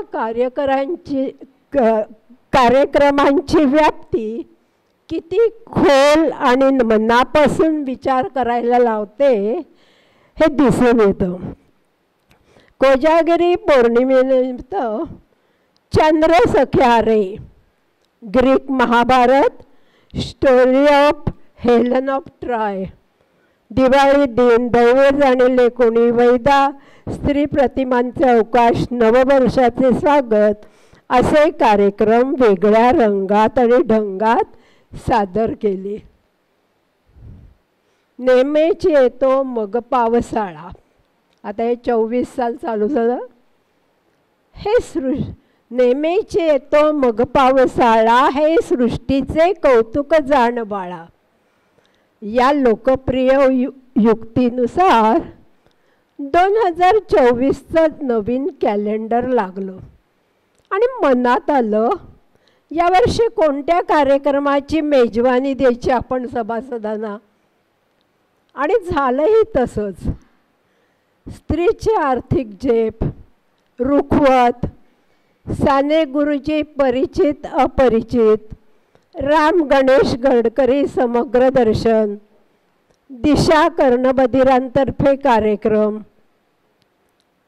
8 मार्च रोजी जागतिक महिला दिनानिमित्त पार्ल्यातील दीपशिखा म्हणजे त्यावेळी विलेपार्ले वसत आणि विकसित होत असताना पार्ल्याच्या उन्नतीसाठी झडलेल्या महिलांचा जीवन परिचय करून देणारा कार्यक्रम दृकश्राव्य स्वरूपात साजरा केला आणि पार्ल्यातील ज्येष्ठ नागरिकांनी या कार्यक्रमाचं कौतुक केलं. साहित्य सहवासामध्ये पुष्प चौथे, बाबा बोरकर आणि कुसुमाग्रज, आद्य क्रांतीवीर वासुदेव बळवंत फडके, विषय आमचा विचार तुमचे असे वाङ्मयीन कार्यक्रम मोठ्या आत्मीयतेने सादर केले. मी एक वृत्त निवेदिका अशी घडली मुंबई, तारामतींचा प्रवास, गुगल जेमिनी, पश्चिम रंग, कुर्मदिन, दिलासा सदस्यांचे कवी संमेलन, शेक्सपियरवर माहिती आणि विवेचन असे कार्यक्रमही साजरे केले गेले. संत कबीर यांच्या जीवनावरील आधारित परखडपणे मानवतेची पेरणी करणाऱ्या आणि दंभाचे खंडन करणाऱ्या महान संतांची 625वी जयंती साजरी करण्यात आली. असाच एक मंत्रमुग्ध करणारा कार्यक्रम म्हणजे रंजक रेल्वे. या पुस्तकाचे लेखक डॉक्टर अविनाश वैद्य हे स्वतः या कार्यक्रमाला उपस्थित होते. गाडीचा देखावा व्यासपीठावर निर्माण करून कर्जत स्टेशनवर विक्रेत्यांनी धमाल उडवून दिली. विवेक मेत्रे यांचा आर्टिफिशियल इंटेलिजन्स नवीन युगाला आणि आधुनिक तंत्रज्ञानाला साधेचा असाच होता. त्यानंतर इंद्रधनुष्य दिवा या अंकांचे समीक्षण करणारा कार्यक्रम विशेष गाजला. होली के रंग हा सुद्धा कार्यक्रम, कॉफी विथ ग्रँड पेरेंट्समध्ये चित्र रंगवणे, कविता, गाणी, नृत्यांनी नटलेला होता. छोटी छोटी नातवंड अगदी बिनधास्तपणे बोलत नाचत होती. फेस मास्क, टोप्या, फुले रंगवणे, सेल्फी, फोटो, तसेच आजी आजोबांबरोबर संवाद व शेवटी प्रश्न अशी रेलचल उपक्रमांनी रंगत वाढत गेला. नातवंडांना बक्षिसे मिळालीच आणि आजी आजोबांच्या चेहऱ्यावर आनंद व समाधान. आता पावसाळा, तब्येत सांभाळा, आशुतोष उकडवे आणि अवधूत परळकर यांचे रसग्रहण लघुपटांचे, सुप्रसिद्ध संगीतकार मदन मोहन बिल्वदल, किस्से कोर्टाचे, भारतमातेचे दत्तक सुपुत्र पारशी समाज, गानतपस्वी विष्णू दिगंबर पलुस्कर, शिक्षक दिनानिमित्त पारितोषिक विजेते प्रसिद्ध लेखक एकनाथ आव्हाड, नवीन दिलासा सदस्यांचा परिचय, कर्मवीर भाऊराव पाटील असे विविध कार्यक्रमांवरील कार्यक्रम संपन्न झाले. 2024 हे वर्ष सर्वांनाच कार्यक्रमांचे सुख देणारे वाटले. आता तर 2024 या वर्षाचा शेवटचा महिना डिसेंबर 2024 चिरतरुण देव आनंद, भगवद्गीता एक आनंद यात्रा हे कार्यक्रमानं हे कार्यक्रम आम्ही वेगळ्या स्वरूपात सादर केले. यावेळी कार्यक्रमाचा आरंभ पालखीने सुरू झाला आणि गीतेबद्दलची सचित्र माहिती दाखवण्यात आली. मोरपीस, पावा, ओम, शंख ही चित्र प्रत्येकाचं लक्ष वेधून घेत होती. गीतेतील एक अध्याय म्हटला नंतर